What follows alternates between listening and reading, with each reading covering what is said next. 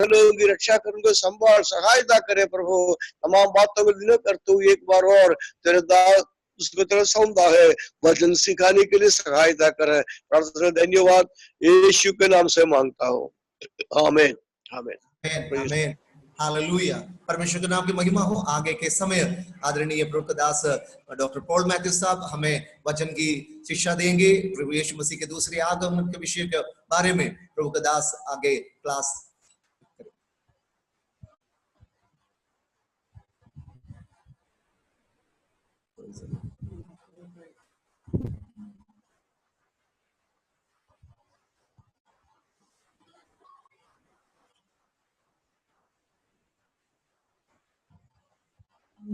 तब तक एक कोरस गा के अपन शुरू करेंगे ताकि एक आराधना का माहौल रहेगा। मैं अनुरोध करूंगा, शून्य से लेकर तूने मुझे, भाई लोग मिलकर पास्टर जो साहब लीड करें, शून्य से लेकर तूने मुझे रच लिया अपने रूप में।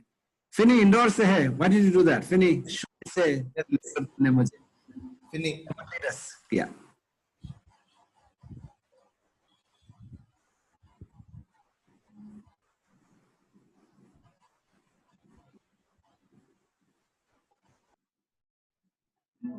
हालेलुया। धन्यवाद करते हैं प्रभु सुंदर समय के लिए। प्रभु तेरी महिमा हम करते हैं। हालेलुया। तेरे नाम को ऊंचा उठाते हैं खुदा। हालेलुया। तूने हमें शून्य से प्रभु, हालेलुया, तूने हमें उठाकर यहाँ खड़ा किया है खुदा, इसलिए हम आपको धन्यवाद देते हैं। Hallelujah. Thank you Lord for your presence. अनोखा प्यार है तेरा, करूंगा स्तुति तेरी मैं सर्वदा। अनोखा प्यार है तेरा, करूंगा स्तुति तेरी मैं सर्वदा। अनोखा प्यार है तेरा, करूंगा स्तुति तेरी मैं सर्वदा। अनोखा प्यार है तेरा, करूंगा स्तुति तेरी मैं सर्वदा। जब मैं आया ईश्वर स्वर्ग छोड़कर, मेरा सारा दंड सह लिया उसने। घोड़े खा के क्रूस उठा के यीशु ने मुझे मुक्ति और चंगाई दे दी है। अनोखा प्यार है तेरा, करूंगा स्तुति तेरी मैं सर्वदा। अनोखा प्यार है तेरा, करूंगा स्तुति तेरी मैं सर्वदा। मिलके गाएंगे अनोखा प्यार। अनोखा प्यार है तेरा, करूंगा स्तुति तेरी मैं सर्वदा। अनोखा प्यार है तेरा, करूंगा स्तुति तेरी मैं सर्वदा। अन्न वस्त्र और सभी आशीषें दी मुझे उसने भरपूरी से। खत्र और मुसीबतों में आंखी पुतली जैसे संभाला मुझे। अनोखा प्यार है तेरा, करूंगा स्तुति तेरी मैं सर्वदा। अनोखा प्यार है तेरा, करूंगा स्तुति तेरी मैं सर्वदा। अनोखा प्यार, अनोखा प्यार है तेरा, करूंगा स्तुति तेरी मैं सर्वदा। अनोखा प्यार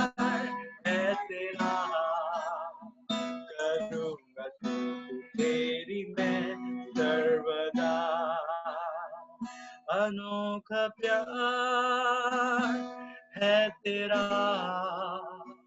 करूंगा स्तुति तेरी मैं सर्वदा। अनोखा प्यार है तेरा, करूंगा स्तुति तेरी मैं सर्वदा। आमीन। परमेश्वर पिता हम आपका धन्यवाद देते हैं। आज शाम के समय प्रभु जी तेरे चरणों पर हम आते हैं। तू महान है, सर्वशक्तिमान है। तेरी खूबसूरती, तेरी ताकत, तेरी महिमा से ये पृथ्वी भरी हुई प्रभु, इसलिए हम तेरा धन्यवाद देते हैं।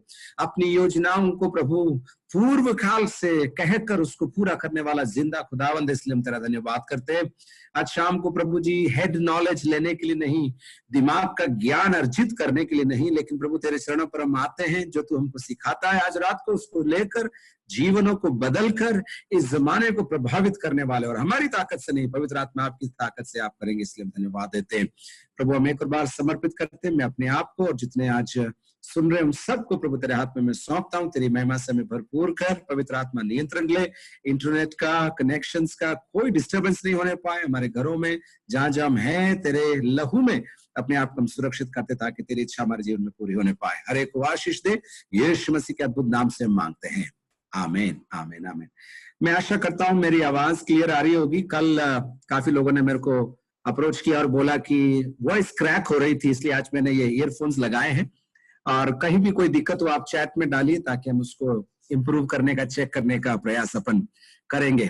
ओके, कल रात को अगर आप मेरे साथ थे तो हमने अध्ययन शुरू किया था, और हालांकि मैं रिव्यू करने के लिए मेरे पास समय नहीं, लेकिन फिर भी मुझे लगता है कि कुछ लोग और आज हमारे साथ जुड़े हैं, तो उनके साथ मैं बोल दूं। कल रात को हम देख रहे थे कि किस प्रकार प्रभु यीशु मसीह बादलों पर आएगा, और हमने ये कहा कि वर्तमान समय के अंदर जो हो रहा है, एक हाथ में हमारी बाइबल है और एक हाथ में हमारा मोबाइल है या अखबार है, और कैसी ये दोनों एक दूसरे से तुलना खाते हैं।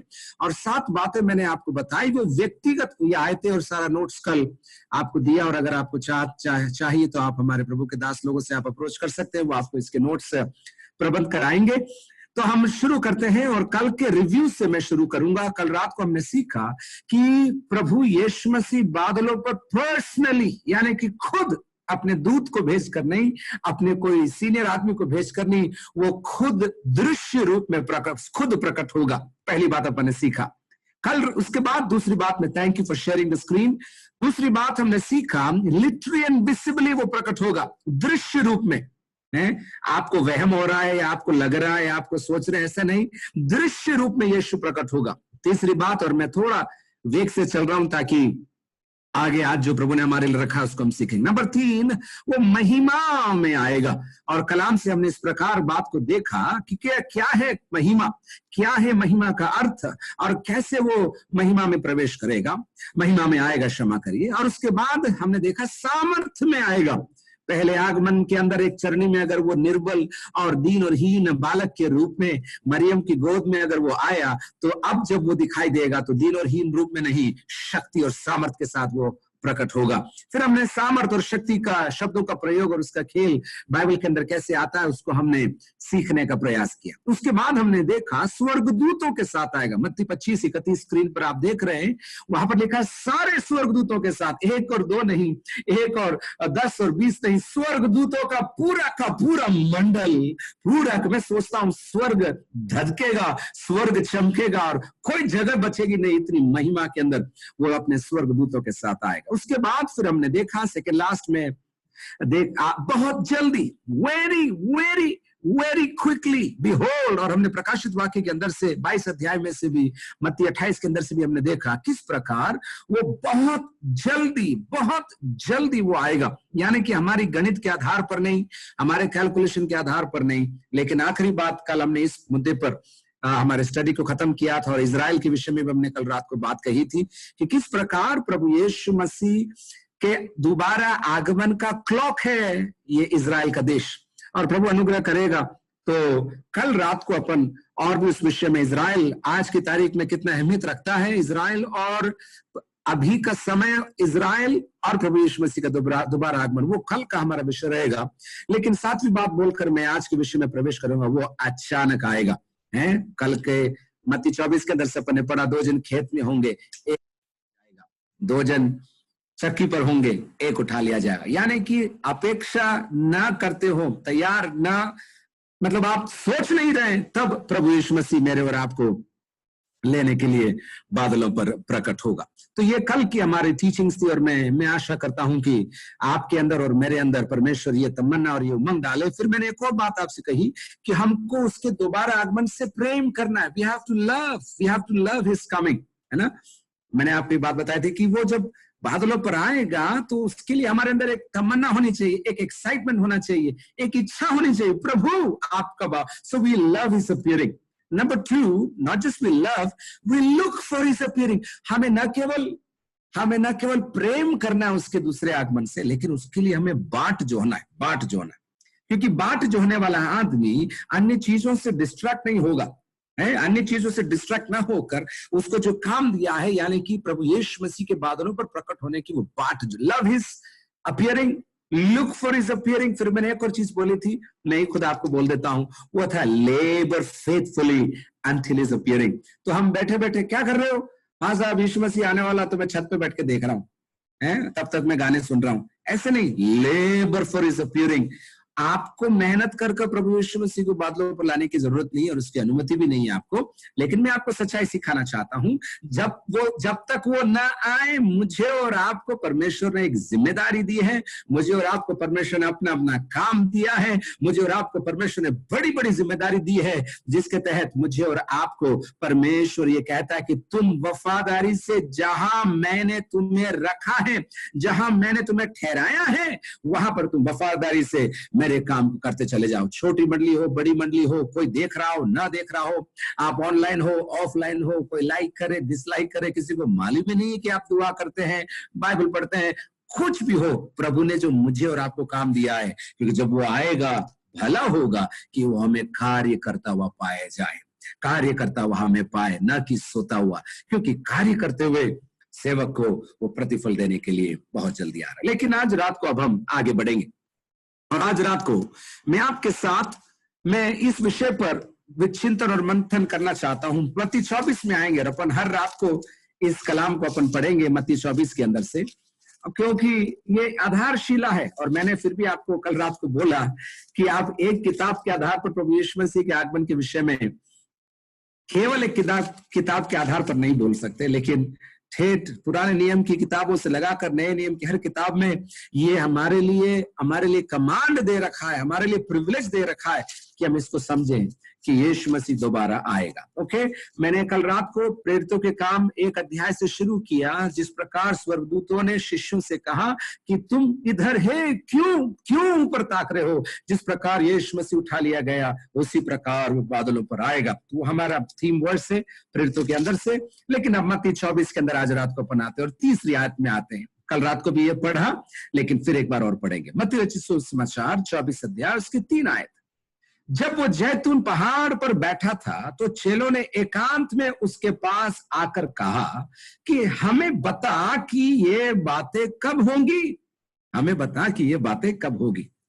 देखिए, भीड़ से यीशु बात नहीं कर रहा है, शिष्यों से बात कर रहा है। कुछ बातें सबको बताने की होती है, कुछ बातें चुने हुओं को बताने की होती है, और कुछ बातें जो जिज्ञासु हैं उन्हीं को बताई जाती है। तो शिष्यों ने आकर एकांत में उससे कहा, हमें बता कि ये बातें कब होंगी, तेरे आने का और जगत के अंत का क्या चिन्ह होगा, जगत के अंत का क्या चिन्ह होगा। आज रात को मैं अलग अलग मंडल से आपके साथ बात करना चाहता हूं। What are the signs of his coming? उसके आगमन का क्या क्या चिन्ह होंगे। और एक मंडल ही मैं लूं तो वो बहुत ही फीका होगा, इसलिए आज मैंने प्रभु के अनुग्रह से चुना कि सबसे पहले हम नेचुरल वर्ल्ड के अंदर से देखेंगे कि नेचुरल वर्ल्ड के अंदर या भौतिक संसार के अंदर क्या क्या चिन्ह है कि यीशु मसीह आ रहा है, और बहुत जल्दी और अचानक रूप से आ रहा है, अचानक से आ रहा है। नंबर 2, न केवल हम नेचुरल या भौतिक संसार से हम देखेंगे, हम सामाजिक महकमे से, सोशल वर्ल्ड के अंदर से भी हम देखेंगे कि किस प्रकार प्रभु यीशु मसीह कैसे सामाजिक गतिविधियां मुझे और आपको ये बाध्य कर रही है कि हम सोचें कि यीशु मसीह बादलों पर आ रहा है। ओके, नंबर 3, आर्थिक संसार से भी आज रात को अपन देखेंगे। समय रहा तो आर्थिक संसार से भी अपन देखेंगे। और ये दो जो मंडल है आर्थिक संसार का, और उसके बाद एक और है, अगर प्रभु समय देगा, तकनीकी दुनिया से, टेक्नोलॉजी के वर्ल्ड से अपन देखने का प्रयास करेंगे कि क्या चिन्ह है कि प्रभु यीशु मसीह बादलों पर आ रहा है। चलिए अपन शुरू करते। मैंने बोला भौतिक संसार से अपन शुरू करेंगे।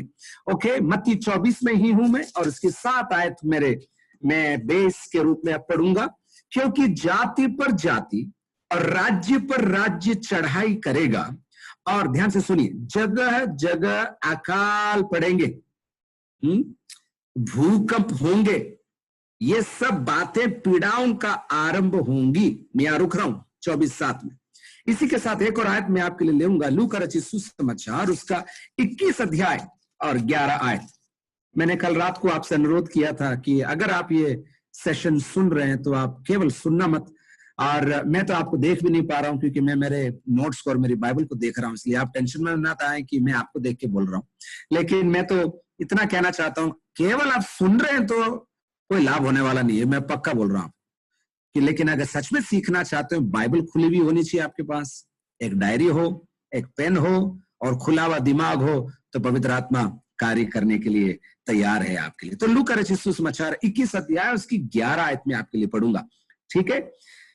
और बड़े 10 और 11 पढ़ता, लूका 21, 10 और 11, पेज नंबर 120 नए नियम के अंदर। तब उसने उनसे कहा, जाति पर जाति और राज्य पर राज्य चढ़ाई करेगा, और बड़े बड़े भूकंप होंगे, और जगह जगह अकाल और महामारियां पड़ेंगी, और आकाश से भयंकर बातें और बड़े बड़े चिन्ह प्रकट होंगे। इस 2 आयत के अंदर अपन दिन भर रुककर हैं, गूगल की मदद से हम बाइबल को पढ़ सकते हैं और समझ सकते हैं। और आपका दिल, मैं विश्वास करता हूं कि आपका दिल प्रभु के वचन को स्वीकार करने के लिए तैयार है, लेकिन इसके बाद और भी आप प्रभु के आगमन के लिए तैयार हो जाएंगे। तो मैं क्या कह रहा हूं, भौतिक संसार के अंदर नेचुरल कैलामिटीज की अगर अपन बात करें तो अद्भुत चिन्ह है। मैं रिसर्च कर रहा था, और give me just a minute, में मेरी स्क्रीन शेयर करने की कोशिश करता हूं। मैं एक साइट आपको दिखाना चाहता हूं। ओके, आप मेरे साथ जस्ट बेयर विद मी, और आप इसको देखकर घबरा जाएंगे। और ये इधर उधर की आलतू फालतू खबरें नहीं, लेकिन real facts from the real world. Okay, मेरी फाइल खुल रही है, उसके बाद बड़ी हो रही है। ओके, मैं इतना कह रहा हूं, शायद वो दिक्कत हो रही है। पिछले, मैं स्टैटिस्टिक्स पढ़ रहा हूं, मैं ऑनलाइन एक साइट से आपके लिए पढ़ रहा हूं जो कि अर्थक्वेक को मैच करती है, अर्थक्वेक ट्रैक करती है। पिछले 24 घंटे के अंदर 200 भूकंप हुए। पिछले 7 दिन के अंदर 1083 भूकंप हुए। पिछले 30 दिन के अंदर 5000 भूकंप हुए हैं, और पिछले 365 दिन के अंदर 66,000 केसेस ऑफ रिकॉर्डेड अर्थक्वेक हुआ है। लास्ट 365 डेज की बात कर रहे हैं।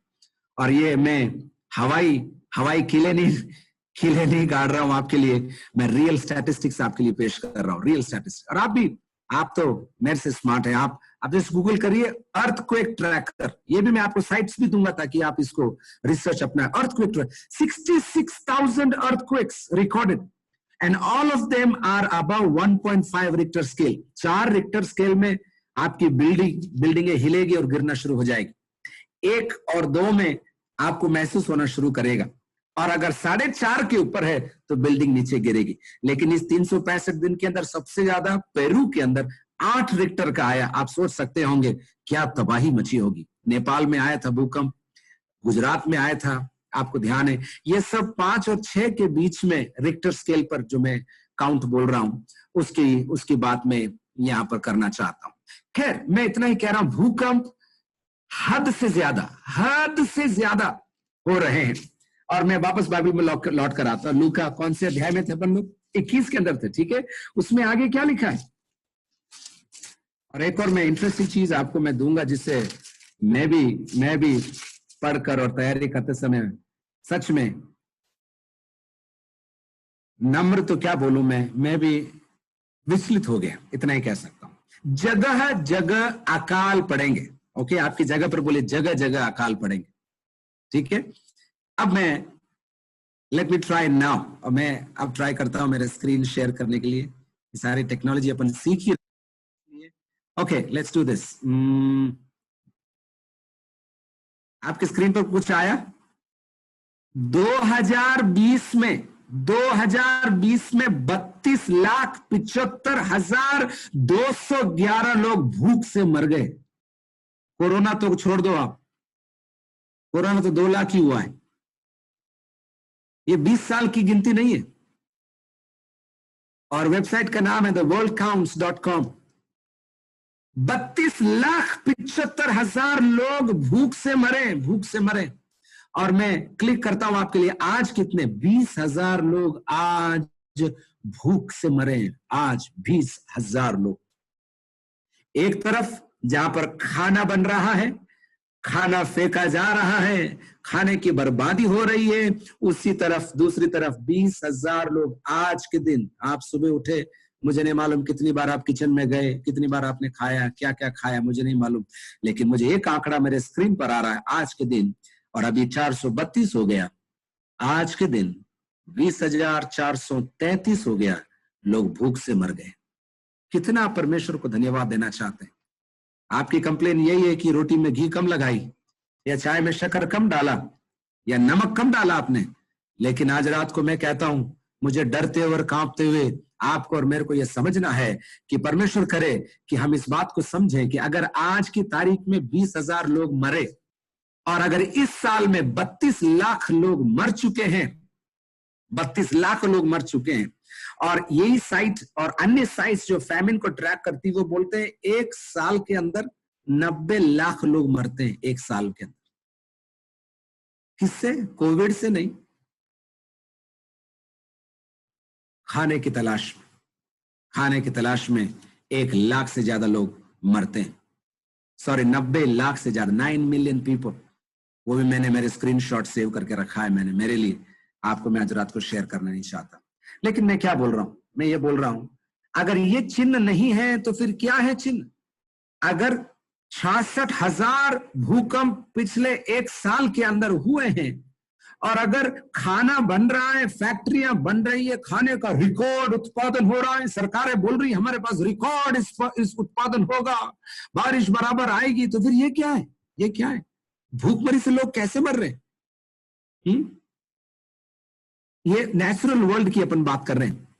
और क्लाइमेट चेंज की बात तो आप सुनी चुके होंगे कई बार, क्लाइमेट चेंज। आप अगर नासा के वेबसाइट पर जाएं, और ये भी मैं आपके लिए शेयर करने का प्रयास कर, जस्ट मैंने सोचा आप लोगों को मैं थोड़ा करंट इवेंट्स में बता दूं, क्योंकि आप बाइबल सुनकर आप रेडी हो गए, इसलिए आपकी स्क्रीन पर आया कार्बन डाइऑक्साइड की मात्रा, ये climate.nasa.gov। ओके, नासा अगर आपको मालूम है तो धन्यवाद, नहीं मालूम तो बता दूं, national aeronautics space administration America का प्रीमियर स्पेस एजेंसी है। जैसा अपने इंडिया में इसरो है, वैसे नासा है। उनका रिकॉर्ड देखिए, ग्लोबल टेम्परेचर 1880 के बाद 1.9 फ़ारेनहीट, यानी कि पिछले 100 साल में 16 डिग्री गर्मी बढ़ी है। 16 डिग्री, ये फ़ारेनहीट है, आप इसको सेंटीग्रेड में कन्वर्ट करिए। 16 डिग्री पिछले 100 साल में। दैट मीन्स आपकी आज की गर्मी, इसलिए आप हर साल बोलते हैं ना, इतनी गर्मी कभी नहीं हुई है। ये इसलिए है क्योंकि ग्लोबल टेम्परेचर बढ़ रहा है। ठीक है, आप आगे देखिए, मेरा माउस घुमाता हूं मैं, आर्कटिक आइस का देख रहे हैं आप, 12.5 कम हुआ है। पीछे उसका स्क्रीन के शॉट्स आप देखिए, बर्फ पिघल रहा है क्योंकि गर्मी ज्यादा हो रही। तो आप सवाल पूछेंगे क्या है? ओके, मैं आपको 2-3 कारण फटाफट बता दूं। एक तो ओजोन के बारे में आपने सुना है, और सुन भी रहे हैं, बहुत सुन रहे होंगे आप, लेकिन ओजोन क्या है? ये चीज कुछ नहीं है। आप इतना समझ लीजिए, पृथ्वी के ऊपर एक चादर है, और चादर में छेद हो गया, और वो चादर सूर्य की गलत किरणों से मुझे और आपको रोक रही थी। लेकिन आपकी पृथ्वी से महानुभावों के कार्यक्रमों से, मेरे और आपके जैसे लोगों से, मेहनत की वजह से, गाड़ियां चलाने की वजह से जिससे कार्बन डाइऑक्साइड निकलता है, एसी और अन्य फ्रिज का अत्यधिक प्रयोग करने से जिससे सीएफसी क्लोरोफ्लोरोकार्बन निकलता है उसकी वजह से, और अन्य ऐसे केमिकल एजेंट्स की वजह से ये गर्मी पृथ्वी की बढ़ रही है। और ये जब बढ़ रही तो ये परत प्रोटेक्टिव लेयर थी, उसमें छेद हुआ तो सूरज की गर्मी, सिंपल भाषा में बोल रहा हूं साहब मैं, छेद हुआ तो ये गर्मी ज्यादा अंदर आ रही है, गर्मी ज्यादा अंदर आ रही है, पानी पिघल रहा है तो ये सिस्टम्स पूरे चेंज, इकोलॉजी का सिस्टम पूरा बिगड़ रहा है। और इसके अंदर मेजर योगदान सीएफसी का है, आपके घर के फ्रिज का, आपके घर की एसी का, आपके घर के ऐसे इवन एरोसोल कैंस जिसे अपन एक दबाती करके निकलता है, चाहे वो स्प्रे हो या मच्छर मारने का हो, कोई वो उसके लिए भी सीएफसी की जरूरत है, उसको फेंकने के लिए, प्रोजेक्ट करने के लिए। खैर लौट कर आते हैं, इसको भी हटाते हैं। Let's try this. I hope मैंने स्क्रीन हटा दिया। या थैंक यू। ओके नेक्स्ट चलते हैं। उतना ही नहीं, Wars and rumours of war. मैं वापस लूका 21 में आ गया। अपने भूकंप के बारे में बात किया, अपने अकाल के बारे में अपने बात किया, उसके बाद अभी अपने देखा कि युद्ध के विषय में तो मैं बोलना ही नहीं चाहता हूं, क्योंकि चारों तरफ देश पर देश था पहले, उसके बाद जाति पर जाति हुआ, और छोटे छोटे कारणों से अगर आप मिडिल ईस्ट को ट्रैक करते हैं कि मध्य पूर्वी के देशों में क्या हो रहा है, तो आप समझ नहीं पाएंगे कि कौन किससे लड़ रहा है और आखिर क्यों लड़ रहा है, कौन किससे लड़ रहा है और क्यों लड़ रहा है। Okay thank you. स्क्रीन पर आप देख रहे हैं। अब भूईडोल के बारे में बोल दिया, अकाल के बारे में बोल दिया, महामारियों के बारे में तो मैं क्या बोलूं साहब आपको। कभी इबोला हुआ करता था, तो फिर कभी चिकनगुनिया आया है, उसके बाद कौन सा हे फीवर आया, उसके बाद न जाने क्या क्या बीमारियां। पहले तो केवल बहुत साल के बाद एड्स सुना था, फिर टीबी सुनी थी, फिर मलेरिया सुना था, लेकिन अभी नहीं। और आप और मैं इस महामारी के बारे में ज्यादा मैं बोलना नहीं चाहता, क्योंकि इसमें से हम गुजर रहे हैं, इसको भुगत रहे हैं, और इसका दुख और इसका दर्द मैं और आप मिलकर अभी झेल रहे हैं। इसलिए उचित नहीं होगा मैं इसके बारे में ज्यादा बोलूं, लेकिन मरियां पड़ेगी। कभी आपने सोचा कि दुनिया पूरी रुक सकती है? कभी आपने सोचा? मैंने 2 संडे पहले भी संदेश देते समय बोला था, मैंने सोचा था जब जनवरी में अखबार में पढ़ा कि चाइना में लॉकडाउन होने जा रहा है, मैंने बोला कोई लॉकडाउन कर सकता है क्या? 2-4 हफ्ते नहीं हुए कि हमारे शहर में लॉकडाउन हो गया। अभी 2 महीना हो गया हूं मैं, आप और मैं अपने घरों से, अपने घोंसलों से अपन बाहर नहीं निकले। क्यों? क्या है ये चीजें? ये भौतिक संसार। ओके ये तो एक एस्पेक्ट मैंने लिया। भौतिक संसार के अंदर ये चिन्ह प्रस्तुत हो रहे हैं कि एक तरफ अगर खाना बन रहा है तो दूसरी तरफ 90 लाख लोग मर रहे हैं साहब। एक तरफ दवाई का उत्पादन हो रहा है तो दूसरी तरफ दवाई के न मिलने से लोग मर रहे हैं। अभी तो दवाई नहीं है इसलिए मर रहे हैं, लेकिन होने के बाद भी लोग मरते हुए आपको मिलेंगे। मैं कहना चाहिए युद्ध के बारे में मैंने आपको बोला है, छोटी छोटी बातों पर देश पर युद्ध कर रहा है। बस कभी कोई टेस्ट कर रहा है तो कभी क्या कर रहा है, कभी नॉर्थ कोरिया डरा रहा है तो कभी सीरिया डरा रहा है, तो अफगानिस्तान को चुप करने जाओ तो बलूचिस्तान में तकलीफ हो रही है, कश्मीर में किसी को ठंडा करो तो उस तरफ कुछ तकलीफ हो रही है। चारों तरफ युद्ध और युद्ध की चर्चाएं बढ़ रही है। मैं आगे बढ़ता हूं, और उसके अलावा अगर आप देखें तो आप पाएंगे कि बीमारियों के विषय मैंने बोल दिया, और इसके अलावा स्ट्रेंज अकरेंसेस। पिछले दिनों में अगर आप फॉलो करते हैं तो आपने देखा कि चांद बिल्कुल रेड बर्निंग हॉट कलर्स के साथ अलग अलग कॉस्मिक फिनोमिना, मैं उसको शब्द दूंगा, है भौतिक मंडल के अंदर ऐसी बातें जो कभी किसी ने सुनी नहीं, देखी नहीं। अभी भी अप्रैल के एंड में आया था ना, एक पिंड आ रहा है, कुछ ने बोला ये तो सब फालतू बातें हैं, कुछ ने बोला वो है, लेकिन कुल मिला there is some truth to all of that what is happening, कि इस प्रकार ये the cosmic world, the creation, जैसे संडे को मैंने संदेश में बोला, ये सृष्टि करहा रही है, लेकिन ये करहाना मृत्यु की वेदना नहीं है। ये करहाना कुछ उत्पन्न करने की वेदना है, There is a pain, and this will not lead to death. This will lead to glorious performance और ऑफ न्यू बर्थ, कुछ नए को जन्म देगी। मैं अब आगे चलता हूं, ठीक है। तो मैंने भूकंप के बारे में आपको बोला, मैंने अकाल के बारे में आपको बोला, और मैंने नहीं, क्षमा करें, बाइबल ने आपको बोला। और उसके अलावा क्लाइमेट चेंज के बारे में अपन ने बात किया कि किस प्रकार 100 साल में 16 डिग्री बढ़ गया। तो अगर आज की इस साल की गर्मी मान लीजिए 44 डिग्री मान लीजिए मई महीने में, तो अगले कुछ सालों में ये 54 जाके रुकेगी। ठीक है, आप 54 होगी, आप एसी लेकर आएंगे, आप जितना एसी लेकर आएंगे उतना ओजोन खुलेगा, और जितना ओजोन खुलेगा उतनी गर्मी बढ़ेगी। एक नेवर एंडिंग साइकिल के समान ये कार्यक्रम चलता रहेगा। खैर, और अपन आगे चलते हैं। सो ये नेचुरल वर्ल्ड से ये बात है। नेक्स्ट में आपको आगे और लेकर जाना चाहता हूं। मेरे साथ 2 तिमोथी 3 अध्याय और उसकी पहली 5 आयतें देखिए। 2 तिमोथी और उसका 3 अध्याय।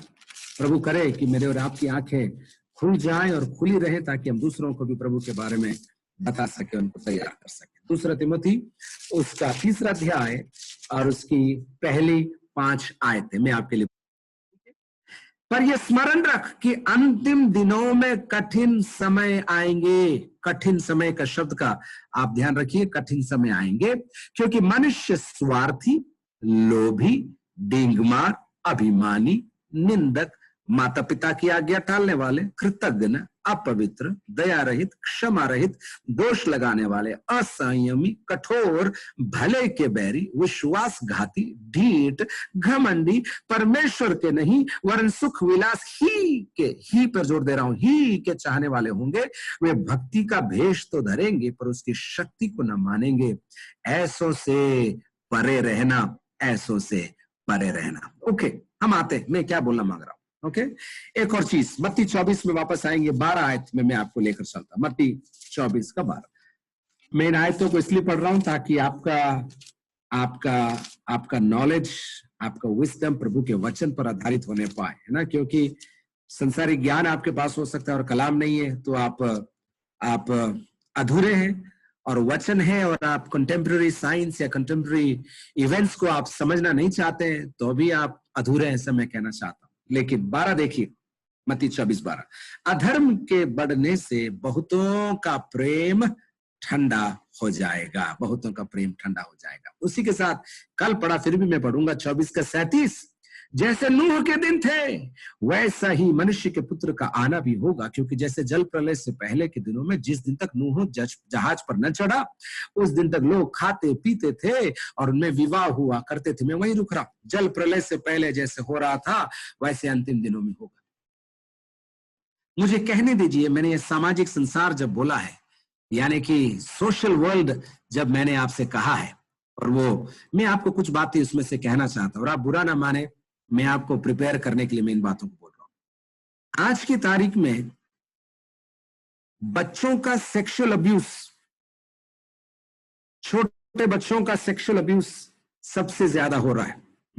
हम देख रहे हैं अलग अलग महकमे से, पहले हमने नेचुरल वर्ल्ड में से देखा, अभी हम सोशल वर्ल्ड में से देख रहे हैं सेक्सुअल अब्यूज ऑफ चिल्ड्रन। आपको मालूम है, एक के बाद एक कांड हमारे देश में होते आए हैं, लेकिन कुछ साल पहले, और मैं उसको उठाकर कहना चाहता हूं, कठुआ में, ओके, हमारे देश के अंदर कठुआ में 8 साल की भेड़ चराने वाली लड़की के साथ क्या हुआ था उसका जिक्र मैं यहां करना नहीं चाहता। ठीक है, मैं इतना ही कहना चाहता हूं कि बकवाल समाज की वो लड़की अपने भेड़ों को चरा रही थी पहाड़ों के स्लोप्स पर, और वहां पर कुछ लोग उसे मिले, उन्होंने क्या किया उसका वर्णन मैं इतना नहीं कहना चाहता हूं कि जो हद है इंसानियत की हद मानव जाति पार कर चुकी। और आपको मालूम, जब लॉकडाउन हुआ तो सबसे ज्यादा भय इंटरनेट के ऊपर, मुझे क्षमा करें इसको कहने के लिए, उन लोगों का था, बच्चों का भय सबसे ज्यादा था। क्योंकि आप विश्वास करें ना करें, आज की तारीख में सबसे ज्यादा जो बिकता है वो नग्न चित्र बिकते हैं, और उसमें छोटे बच्चों के सबसे ज्यादा इंटरनेट में पोर्नोग्राफी बिकती है। और जब ये 3 महीने के अंदर जो हुआ है, मेरे पास अप्रैल तक का स्टैटिस्टिक्स है, मई का मैंने नहीं लिया, लेकिन मार्च और अप्रैल में पिछले 12 महीने में जितनी बिकाई हुई नग्न चित्रों की बच्चों की, वो पिछले 2 महीने में वो रिकॉर्ड क्रॉस हो गया है। लोग अपने घरों में हैं, काम नहीं है, और इसलिए इन चित्रों को ढूंढते हैं, खरीदते हैं, न जाने क्या करते हैं। मैं वहीं पर रोकना चाहता हूं। सो सेक्सुअल अब्यूज, आप सुइसाइड ले लीजिए, अपन सोशल बात कर रहे हैं, सुइसाइड ले लीजिए। आज का अखबार आपने पढ़ा, जयपुर के अंदर यूपी का रहने वाला भाई कोविड टेस्ट कराया, डर के मारे वो फांसी पर लटक गए और रिपोर्ट नेगेटिव आ गई। कहने का मतलब छोटे छोटे कारणों पर, बड़े बड़े कारणों पर, और ऐसा कोई भी नहीं होगा मेरे सुनने वालों में जो इस चीज से दूर है। आपके जानने वालों में, आपके पहचानने वालों में कोई ना कोई कहीं ना कहीं इस चीज से गुजर रहा है। सुसाइड्स का रेट बढ़ रहा है।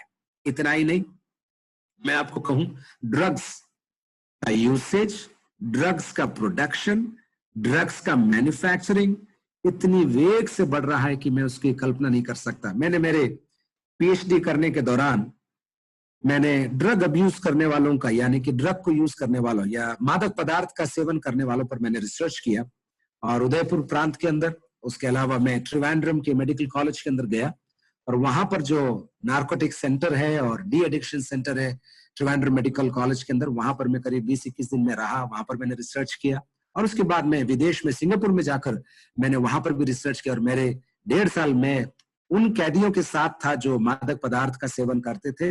करीब करीब 14 साल जेल में बिताने वालों के साथ, एवरेज एज जेल की उम्र उनकी 14 साल की थी, उनके साथ में 1.5 साल रहा सिंगापुर में। तो उनके अध्ययन से मैंने पाया कि मादक पदार्थ आप कितना भी कोशिश कर लें, लेकिन एक ऐसा जहर है जो कि लोगों को निगल रहा है। और अगर आप आपके देश के बारे में जानते हैं तो आज की तारीख में हमारे उत्तर भारत के अंदर, मैं दुख के साथ इस बात को पेश कर रहा हूं, पंजाब के अंदर, हरियाणा के अंदर, और फिर हमारे उत्तरी राजस्थान में, चूंकि अपन राजस्थान में, मैं दूसरे राज्यों की क्या बात करूं, हैं? पंजाब के अंदर ऐसा कह रहे हैं कि हर 3 लड़के में से 1 लड़का, किसी भी कौम का हो, हर 3 लड़के में से 1 लड़का ड्रग्स का अब्यूज करता है। मैं खुद पंजाब के अंदर कम से कम 4 लड़कों को जानता हूं जो हेवी ड्रग एडिक्शन के अंदर फंसे हुए, ड्रग एडिक्शन के अंदर फंसे हुए। और मुझे दुख है इस बात को कहते हुए, मसीह समाज के अंदर भी, और मैं इंग्लैंड, अमेरिका, उसके भी आगे की बात नहीं बोल रहा हूं, आपके राजस्थान की बात बोल रहा हूं। उदयपुर जेल के अंदर मैं एक व्यक्ति को जानता हूं, मुझे दुख है इस बात को कहते हुए, जिसका एक मसीही नाम है, लेकिन ड्रग्स के तस्करी के अंदर वो पकड़ा गया और अभी आजीवन कारावास वो गुजार रहा है। मैं उससे संपर्क में हूं, इतना ही मैं कह सकता हूं, आपको उससे ज्यादा मैं नहीं कह सकता। लेकिन मैं आगे बढ़ता हूं। ड्रग्स की बात अपन कहें, ओके, सेक्सुअल अब्यूज की बात मैंने कहा, सुइसाइड की बात मैंने कहा, अबॉर्शन भारत में ये बड़ा इश्यू नहीं है क्योंकि सब गुपचुप तरीके से होता है। आपने मेरी स्टोप्स क्लिनिक के बारे में सुना होगा, अन्य ऐसी क्लिनिक्स जो सेवाएं देती है। ऐसा हम समझते हैं उस समय पर जबकि महिला को गलत तरीके से प्रताड़ित किया गया हो, या फिर किसी मेडिकल कारणों से, टर्मिनेशन ऑफ प्रेगनेंसी बोलते हैं, MTP बोलते हैं, यानी कि मेडिकल कारणों से आपने प्रेगनेंसी टर्मिनेट किया, तो हम समझते हैं। लेकिन अभी तो ये एक क्या बोले, एक मनोरंजन बन गया है। जवान लोग, मैं जवान लोग को क्यों बोलूं, मेरे पास स्टैटिस्टिक्स हैं हमारे देश के कि जवान लोग ही नहीं, शादीशुदा लोग भी, और हमारे शहर में ही उदयपुर के अंदर हमारे पास्टर्स, हम लोग जानते हैं, जब इनसे इन केसेस से हम डील करते हैं कि आर्थिक मामलों के कारण, मौज मस्ती के कारण, इसमें से होकर गुजरकर, होटलों में जाकर, प्रेग्नेंट होकर, और फिर अबॉर्शन करवाकर अगले दिन घर चले जाते हैं। किसी को मालूम नहीं पड़ता है, लेकिन मालूम एक जन को पड़ता है, क्योंकि वो बच्चे की हत्या कर रहे हैं। अमेरिका की बात नहीं बोल रहा हूं, भारत के अंदर बोल रहा हूं मैं।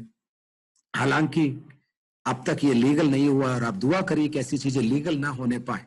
होमोसेक्सुअलिटी की अगर अपन बात करें, हमारे देश में है कि आप, अभी तक तो शादी लड़के और लड़की में होती थी, लेकिन ये कानून, कुछ लोग, ये बड़ी लॉबी है इसके पीछे, जो इसको पैसों से, प्रभाव से, हैं, कैसे भी हो, समान अधिकार के नाम से ये पुश करना चाहते हैं कि शादी पुरुष में भी हो सकती है, पति औरत में भी हो सकती है, बाइबल के आधार पर नहीं। ये तो जुडेओ क्रिश्चियन थिंकिंग है, अभी हमको मॉडर्न बनना है। हम मॉडर्न में कुछ भी हो सकता है, कल को हम जानवर से भी शादी करें, तुम कौन होते हो, ये है जमाना। तो उसकी ओर हम अग्रसर हो रहे हैं।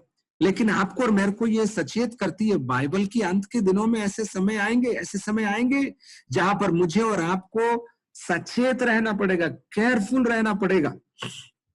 एक चित्र मैं आपको देता हूं मैं, और वो चित्र इस प्रकार है।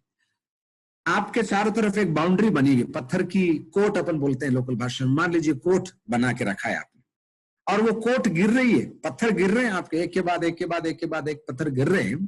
तो आपको समझना चाहिए कि अगर आप केयरफुल नहीं हैं, आपके पहरे में अगर वो दीवार, तो जी चीजें वो दीवार बाहर रोक रही थी, वो चीजें आपके रहते हुए अंदर आ जाएगी, और आपके समय के बाद वो दीवार रहेगी नहीं, और जो जिस चीज को आपने रोका वो चीज अंदर आएगी। मैं सोचता हूं प्रभु आपके दिलो दिमाग को खोलेगा। मैं इससे ज्यादा इस बात में खुलासा नहीं करना चाहता, चाहे वो फैशन हो, चाहे सेक्सुअलिटी हो, चाहे कंपटीशन हो, चाहे कैसे बोले धक्का मुक्की या जीवन की रेस के अंदर कुछ भी करके आज की भाषा में बोल ही देता हूं, लाइक्स गेन करने की कोशिश हो, कुछ भी करके, कुछ भी करो यार, तुम कुछ भी करो, मेरे को इतने चाहिए। ऐसे जमाने में जब हम जी रहे हैं, जब मैं जूता नया खरीदूं तो मैं चाहता हूं 100 लोग देखें, मेरा मुंह नहीं है तो भी मेरा जूते का फोटो देखें, और मेरी फटी जीन्स का फोटो देखें लोग, कि कैसे मैं लेकर आया और मैंने फाड़ा उसको, और अब आप देखो कहां से फाड़ा मैं, ठीक है। और फिर उसके बाद लाइक करो, अंगूठा दिखाओ मेरे को कि अच्छी लगी, आप कहां से फटा। खैर लौट कर आते हैं, इन चीजों के बावजूद मुझे और आपको ये सचेत रहना है कि ये सारी बातें किसकी ओर संकेत कर रही है मालूम? ये संकेत ये कर रही है प्रभु यीशु मसीह, 2 जगह कल हिंदी में मैंने बोला, जल्दी और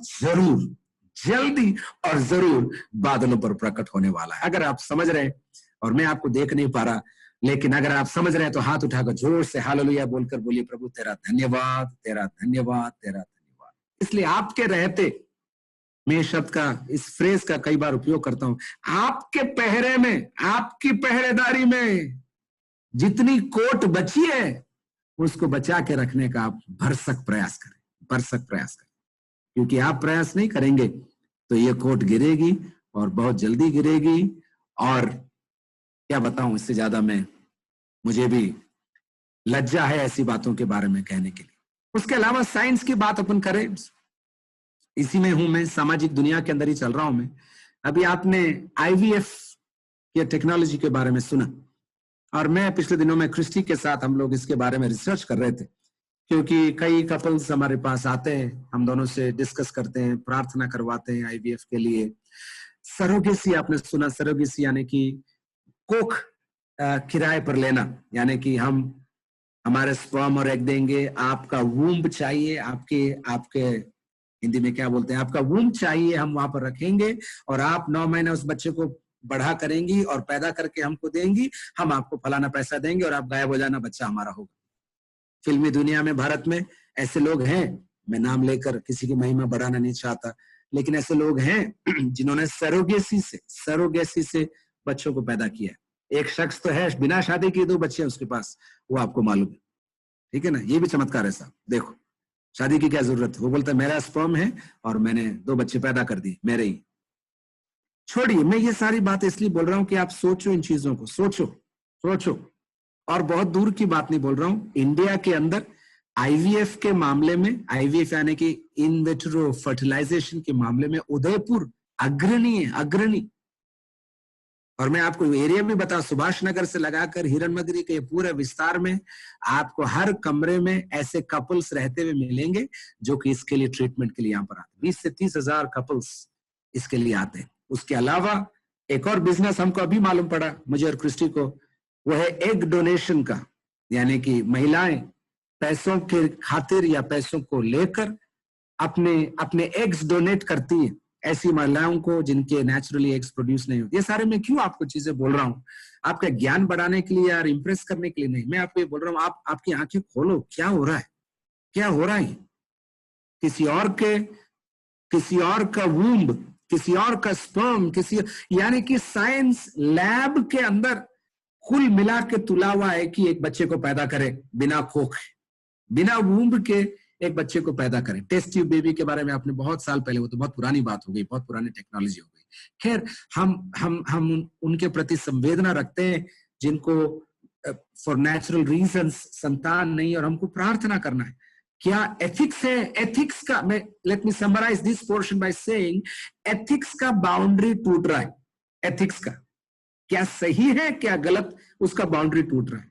और आप घुटनों पर बैठकर प्रभु के वचन को पढ़कर, प्रभु के वचन से इसके बारे में आप निरंतर शिक्षा लेते रहना, क्योंकि सूरज के नीचे कुछ भी नया नहीं हुआ, ये सब पहले हो चुका है। और आज जो मॉडर्न और फैशनेबल और लेटेस्ट नाम से चलते हैं, वो सुलेमान बाबा के जमाने में भी चल रहा था। इतना ही मैं कहना चाहता हूँ। खैर, अपन चलते हैं आगे। तो 2 मंडल हमने कवर किए, और हम ये प्रयास कर रहे हैं कि what when will this science be, ये चिन्ह क्या होंगे।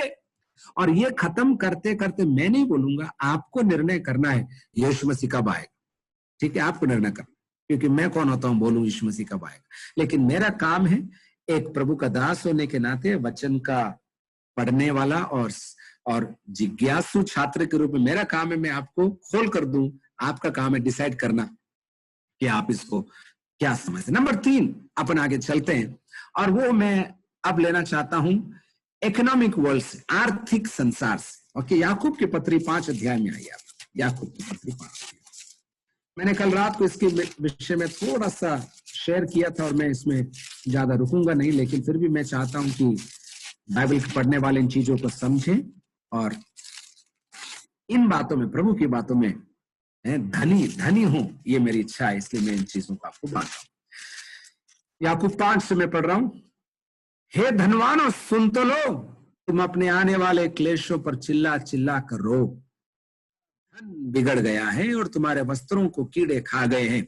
तुम्हारे सोने चांदी में काई लग गई है, और वो काई तुम पर गवाही देगी, और आग के समान तुम्हारा मांस खाएगी। तुमने अंतिम युग में धन बटोरा है। देखो, जिन मजदूरों ने तुम्हारे खेत काटे, उनकी वो मजदूरी जो तुमने धोखा देकर रख ली है चिल्ला रही है, और लवने वालों की दुहाई सेनाओं के प्रभु के कान तक पहुंच गई है।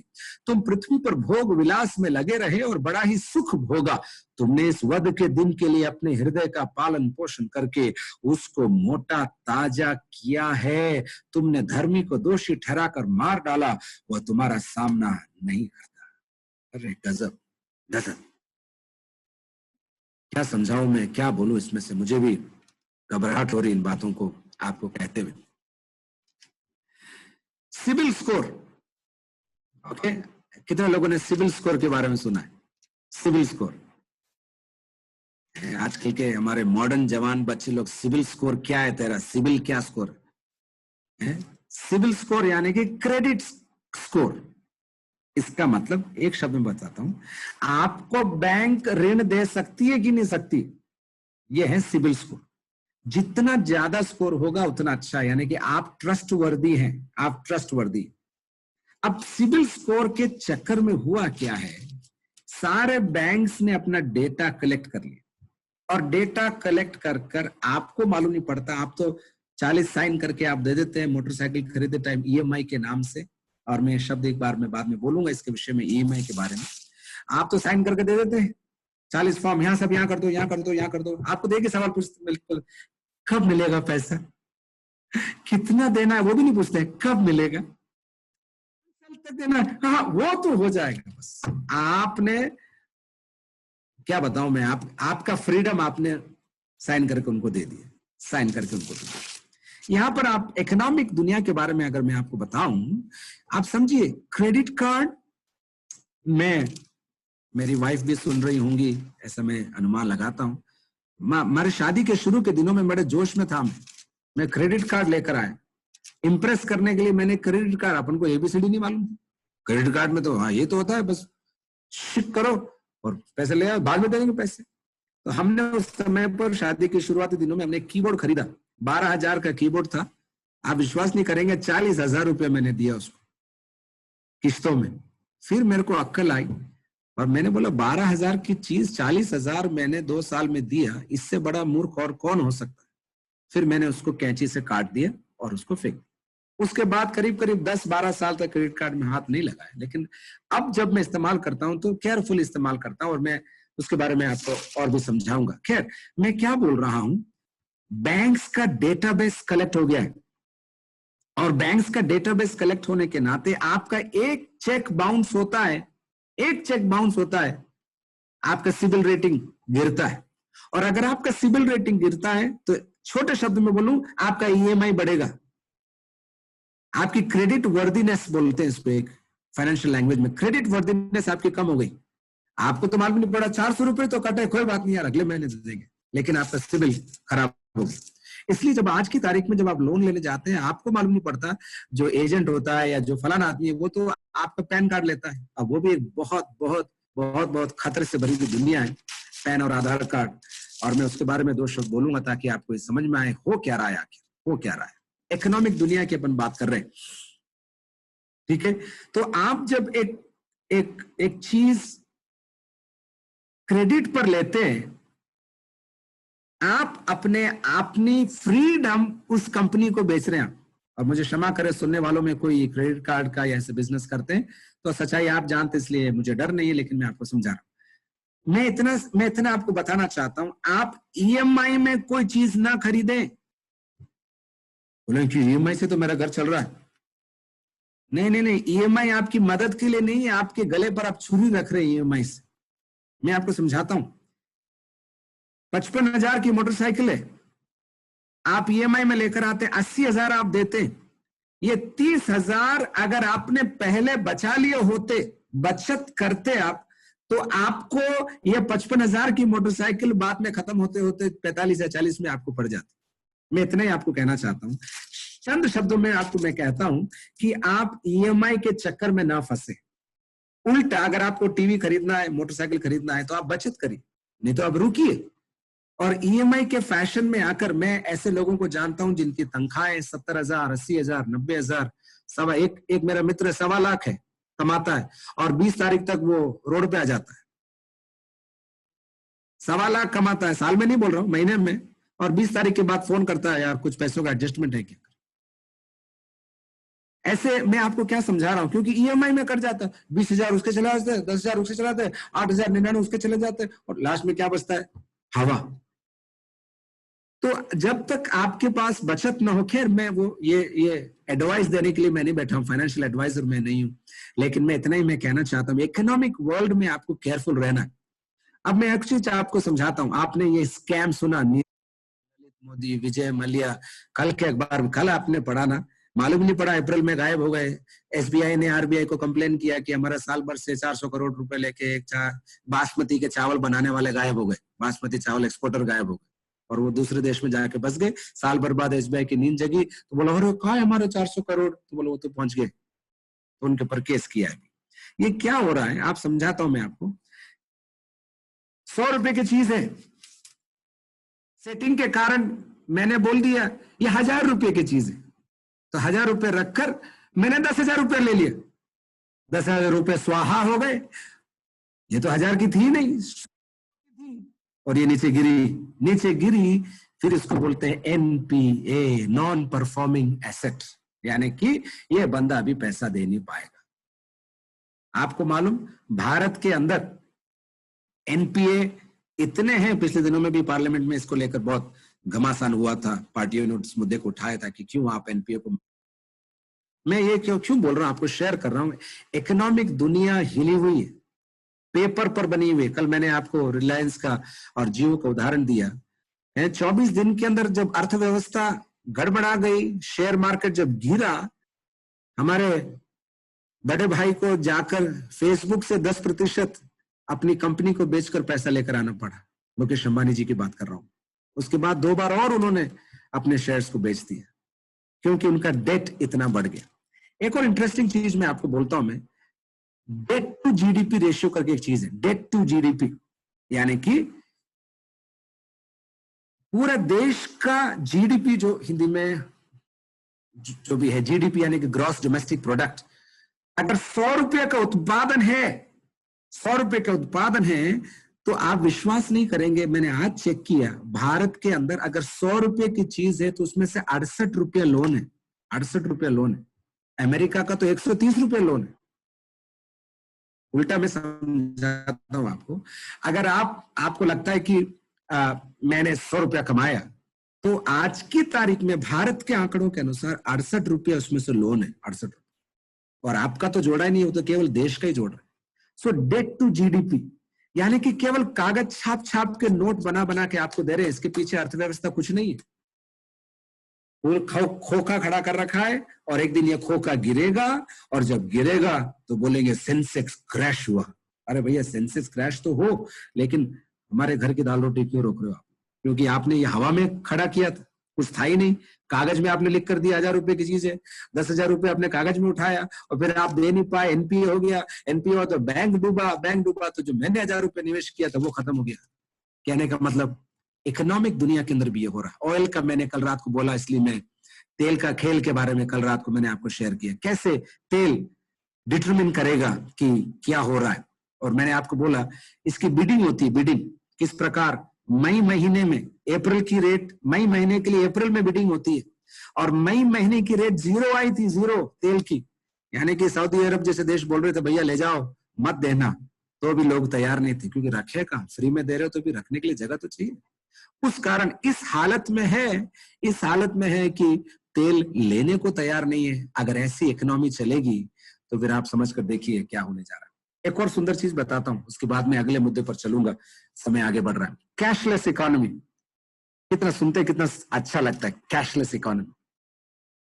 इससे बड़ा धोखा और कुछ नहीं, सच बोल रहा हूं मैं आपको। कैशलेस इकोनॉमी मतलब आप प्लास्टिक दिखाओ, काम हो जाएगा।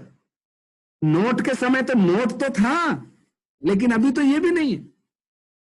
क्रेडिट कार्ड 60,000 का वैल्यू देता है, लाख रुपए का देता है, आप स्वाइप कर सकते हैं। अच्छे क्रेडिट कार्ड आपके पास है, क्या बोलते हैं उसको, प्लैटिनम क्रेडिट कार्ड, तो लाख 1.5 लाख रुपए आप स्वाइप कर सकते हो, कोई बड़ी बात, एक दिन में आप कर सकते हो। लेकिन अगर आप दे नहीं पाए तो वो तो कंपनी पहले अनुमान लगाती है कि आप दे नहीं पाते हो, फिर भी आपको वो पैसा देती है। क्यों? क्योंकि आपके 1.5 लाख के नाम से वो 3 लाख लेके आती है इन्वेस्टर्स, फिर लास्ट में बोलती है इन्वेस्टर को धोखा मिल गया। मैं क्या बोल रहा हूं, कैशलेस इकोनॉमी के अंदर कोई सपोर्टिंग स्ट्रक्चर नहीं। गोल्ड बॉन्ड्स हुआ करते थे पहले, गोल्ड का रिजर्व्स हुआ करता था पहले, या फिर फिजिकली एसेट्स हुआ करते थे। लेकिन आज की इकोनॉमी के अंदर इतनी फ्रेजाइल है, इतना फास्ट है, इतना डिपेंडेंट है एक दूसरे के ऊपर। आप अगर दुनिया के टाइमिंग समझते हैं आप लोग, तो सूरज उदय होता है जापान के अंदर, ठीक है, उदय होते होते होते मलेशिया सिंगापुर के ऊपर होते होते होते भारत पर आता है, उसके बाद इंग्लैंड पर, अफ्रीका, इंग्लैंड होते हुए अमेरिका जाता है। तो अगर अपन एक नक्शा अपन ले, तो सुबह जापान में, रात में अमेरिका। अगर सुबह जापान का निक्केई इंडेक्स बोलते हैं, जैसे अपने भारत का सेंसेक्स है, वैसे जापान में निक्केई बोलते हैं, निक्केई इंडेक्स अगर वहां हिला तो यहां पर सेंसेक्स हिलता है। और अगर निक्केई और सेंसेक्स हिला तो आप तैयार हो जाओ, डाउ जोन्स बोलते हैं अमेरिका के अंदर, है डाउ जोन्स इंडेक्स बोलते हैं, वो हिलेगा। और उल्टा रात को जोन्स हिला, अमेरिका का इंडेक्स हिला, यानी कि थोड़ा ज्यादा बेच दिया किसी ने, घबरा कर शेयर बेच दिया, तो जापान को बुखार आता है, और जापान को बुखार आया तो भारत को खांसी आती है, और जब भारत को खांसी आती है फिर तो दुनिया हिलता ही है, क्योंकि हम तो टॉप पर है।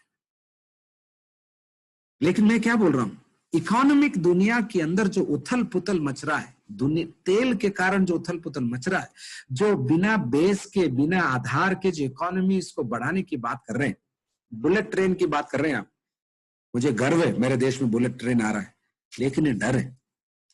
जापान से लोन लिया जा रहा है 50 साल के लिए, और उनसे यह कहा जा रहा है कि भारतीयों के पास पैसा होगा अगले 50 साल में कि 4,000 रुपए का टिकट वो लेकर, भारतीयों के पास पैसा होगा कि 4,000 रुपए का टिकट देकर वो बुलेट ट्रेन में बैठेंगे, और हम आपको मूल तो नहीं दे पाएंगे, लेकिन 50 साल तक हम आपको ब्याज देंगे। ठीक है जापान अंकल, एबी अंकल, उनके प्राइम मिनिस्टर का नाम है एबी शिंजो, एबी अंकल हम आपको ब्याज देंगे, ठीक है, बुलेट ट्रेन आप लेकर आए, और ब्याज देने के बाद तब तक तो हम तो चल बसेंगे, और बाकी लोग मूल देने की सोचेंगे, मूल देने की सोचेंगे।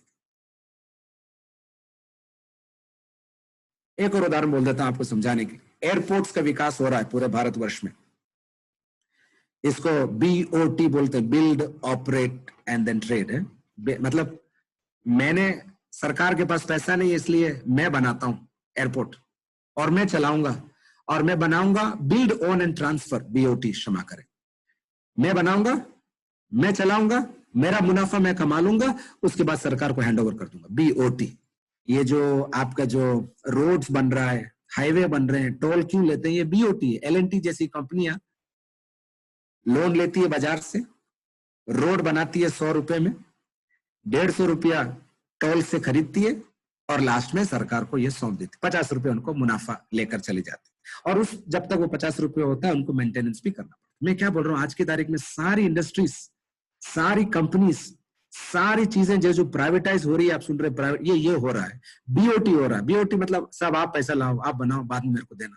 वो बना तो लेगा लेकिन कर पाएगा क्या, चला पाएगा क्या, वो डूब गया तो क्या होगा, कंपनी खत्म हो गई तो क्या हुआ। अभी तो सरकार तो है कम से कम संभालने की, कल को कुछ नहीं रहे। दुनिया के अंदर उथल पुथल मच रही है।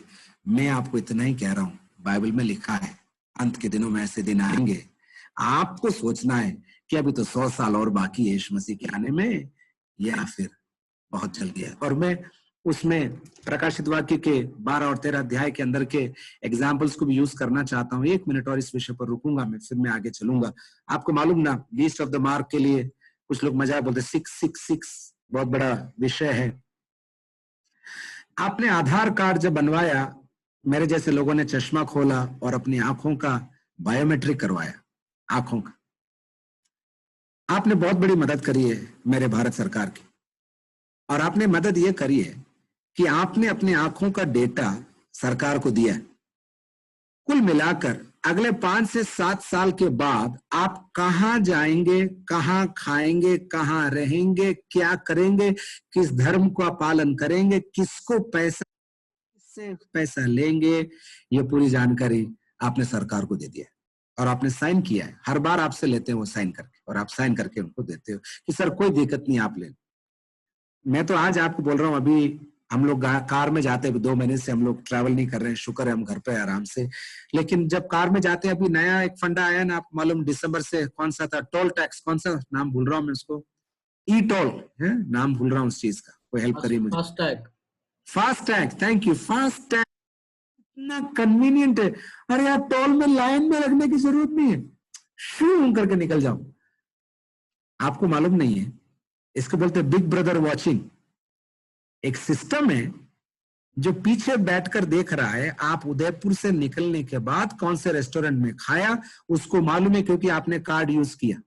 ठीक है, कार्ड यूज किया, फिर आप इस टोल से निकले तो उसको मालूम पड़ा आप चित्तौड़ जा रहे थे, लेकिन बीच में आप निम्बाड़ा में कट मार दिया। आपने सोचा किसी को मालूम नहीं पड़ा, मैं चित्तौड़ बोल के गया और निम्बाड़ा गया। टोल ने, फास्टैग ने बिग ब्रदर को पीछे बोल दिया, आप निम्बाड़ा गए। निम्बाड़ा में भी आपने रुके, नाश्ता पानी किया, फिर आपने आपका फोन ऑन किया। फोन ऑन करने के बाद और थोड़ा गूगल सर्च करता हूं, मैं सर्च करता, आपने गूगल जी को बोला कि मैं निम्बाड़ा से 32 किलोमीटर दूर एक छोटे से चाय के ढाबे पर मैं बैठा हूं। गूगल जी को मालूम पड़ गया, तो बिग ब्रदर को मालूम पड़ गया आप चित्तौड़ जा रहे थे लेकिन डाइवर्ट हुए, इस टोल पर इतनी वजह से निकले और अभी इधर बैठकर गूगल पर आप सर्च कर। आपका अगर आप फोन मेरे को देंगे, मैं आपको पिछले 7 दिन में आप कहां कहां गए, क्या क्या सर्च किया, क्या क्या देखा, क्या क्या स्पेंड किया, आपको मैं बता सकता। इसलिए हर बार जब आप लॉगिन करते हैं अमेजन या फ्लिपकार्ट, इन सब चीज में वो लोग यस करवाते हैं, आई यू एग्री, अपन तो खुश होते हैं, यस। जैसे ही आपने यस दबाया, वो ट्रैक करेगा आपको कि पिछले 1 साल में आपने किस चीज पर ज्यादा खर्च किया, कौन सी साइट पर आप ज्यादा रहे, कहां, और फिर उसके हिसाब से आपका एडवर्टाइजमेंट आएगा, आपको लुभाने वाली बातें आएंगी। आप एक होटल के सामने से जाएंगे, ये मैंने एक बार संदेश में बोला था, आप आज की तारीख में गूगल ऑन करके एक होटल के सामने से जाओ, गूगल आपको बताएगा ये अच्छा होटल है। इसका एक गलत उपयोग भी मैं आपको बता सकता हूं। जो देह व्यापार करते हैं और जो ऐसे गलत काम करते हैं, जो मादक पदार्थ बेचते हैं, उनके लिए भी ये हथियार बन जाता है। अच्छा मुझे यहां मिलेगा, मेरे को कुछ नहीं मालूम था, लेकिन गूगल जी ने बता दिया यहां आपको ये माल मिलेगा, यानी कि ड्रग्स मिलेंगे। आप क्या कह रहा हूं मैं, सोशल वर्ल्ड के अंदर, इकोनॉमिक वर्ल्ड के अंदर ऐसा एक मिश्रण हो गया है, ऐसा एक संगम हो गया है कि आप अब हम आपकी सुरक्षा कर रहे हैं, इसलिए हम आपको संभाले रखेंगे। वो मैं अगली चीज में मैं आपको लेना चाहता हूँ। तो खैर मैं बोल रहा था, आप मॉल में जाते हैं, मॉल में जाते हैं, आप समय के बाद आपने देखा कैशलेस पेमेंट, आप बस मोबाइल दिखाएंगे और पेमेंट हो गया। आजकल मैं मॉडर्न हूँ, बहुत फास्ट हूँ, बिल्कुल फास्ट जा रहे हैं। थोड़ा ब्रेक पे हाथ रखना, आप कहीं आप टकरा नहीं जाए, इतना मैं कहना चाहता हूँ, क्योंकि ये सारी चीजें अंत की ओर वेग से बढ़ रही हैं। प्रभु यीशु मसीह का आगमन बहुत जल्दी और बहुत जरूर होने वाला। मैं अगले मुद्दे पर जाऊंगा, नहीं तो रात भर अपन इन चीजों के बारे में बात करते रह जाएंगे। इतना भी समय अपने पास नहीं है, लेकिन अब मैं आगे बढ़ूंगा। Okay, technology. एक समय था आदमी सपना देखता था, बस सपना देखता था, चांद पर जाऊंगा, चांद पर जाके आ भी गया। और जितना आपको जस्ट एक एग्जांपल में दे रहा हूं, जितना टेक्नोलॉजी आदमी को चांद पर पहुंचाने के लिए लगा, समझ रहे हैं आप लोग, रॉकेट में बैठाने का, उसको प्रोपेल करने का, उसको अर्थ के ऑर्बिट से बाहर निकालने का, उसके बाद लूनार मॉड्यूल बाहर निकलकर चांद पर लैंड करवाने का, ग्रेविटी के बिना उस आदमी को उतारने का और हवा में चलने का जो अनुभव, जितनी टेक्नोलॉजी हुई, आपकी जानकारी के लिए मैं बोलना चाहता हूं, उससे ज्यादा टेक्नोलॉजी आज आपके हाथ में मोबाइल के अंदर है। जीपीएस, 50 साल पहले जीपीएस केवल रॉकेट की दुनिया के लिए था, लेकिन आज आपके मोबाइल में है। वायरलेस केवल नासा के पास था, आज आपके हाथ में है। ब्लूटूथ मैंने कल आपको शेयर किया, एक सीक्रेट इजरायली टेक्नोलॉजी थी एक समय पर, आज आपके फोन पर है। जितना टेक्नोलॉजी एडवांस हो रहा है, यह खूबसूरत प्रमाण है, खूबसूरत प्रमाण है। दानिएल की पुस्तक में आइए, एक और पुराने नियम से, क्योंकि अपन दोनों पुराने और नए नियम का मिश्रण अपन देखना चाहते हैं। दानिएल की पुस्तक 12 अध्याय देखिए और उसके 4 आयत। क्या लिखा है? अंत के दिनों के बारे में वहां पर लिखा है, परंतु हे दानिएल, तू मोहर करके इन वचनों को अंत समय तक के लिए बंद रख। बहुत से लोग पूछताछ और ढूंढ ढांड करेंगे और इससे ज्ञान भी बढ़ जाएगा। साहब, टेक्नोलॉजी बढ़ जाएगी, ज्ञान भी बढ़ जाएगा, ज्ञान भी बढ़ जाएगा। सो ज्ञान की बढ़ती का कोई लिमिट नहीं है, ज्ञान की बढ़ती का कोई लिमिट नहीं है। आप समझिए इस बात, इतना ज्ञान बढ़ चुका है। आप एक ज्ञान है जो भलाई है, आप स्कैनिंग ले लीजिए, अल्ट्रासाउंड ले लीजिए।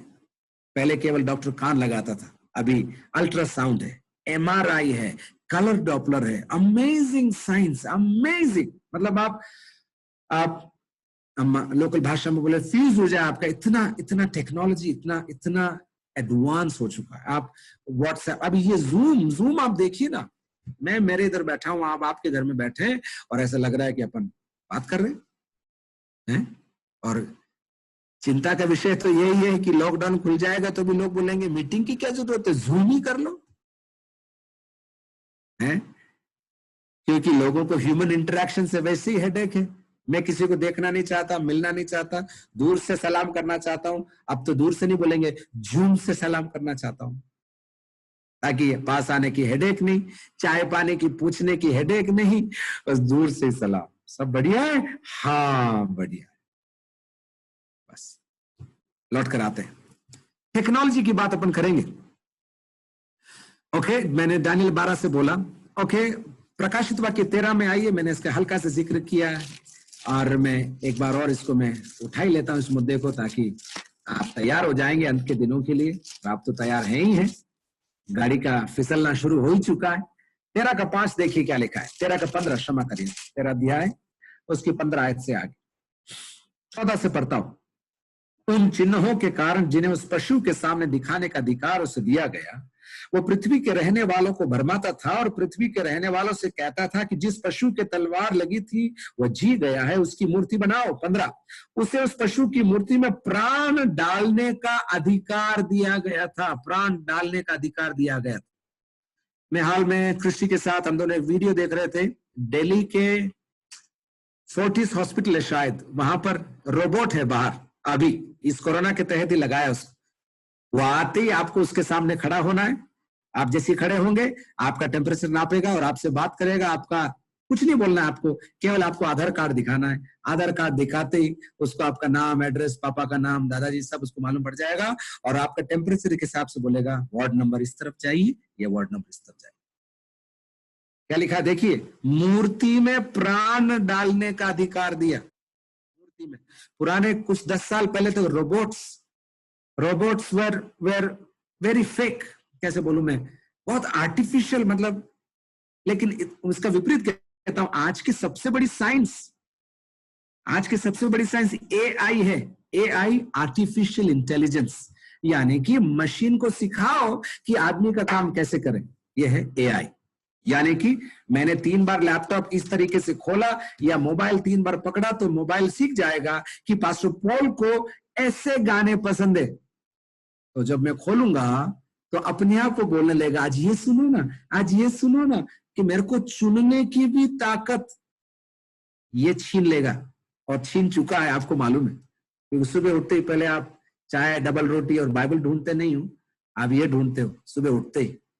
टाइम भी आप इसमें देखते हो, समय क्या हुआ, उठूं कि नहीं उठूं, आप इसमें देखते हो। फिर उसके साथ मैसेज देख लेते हो, फिर व्हाट्सएप देख लेते हो, थोड़ा न्यूज देख लेते हो, घंटा डेढ़ ऐसे ही निकल जाता है।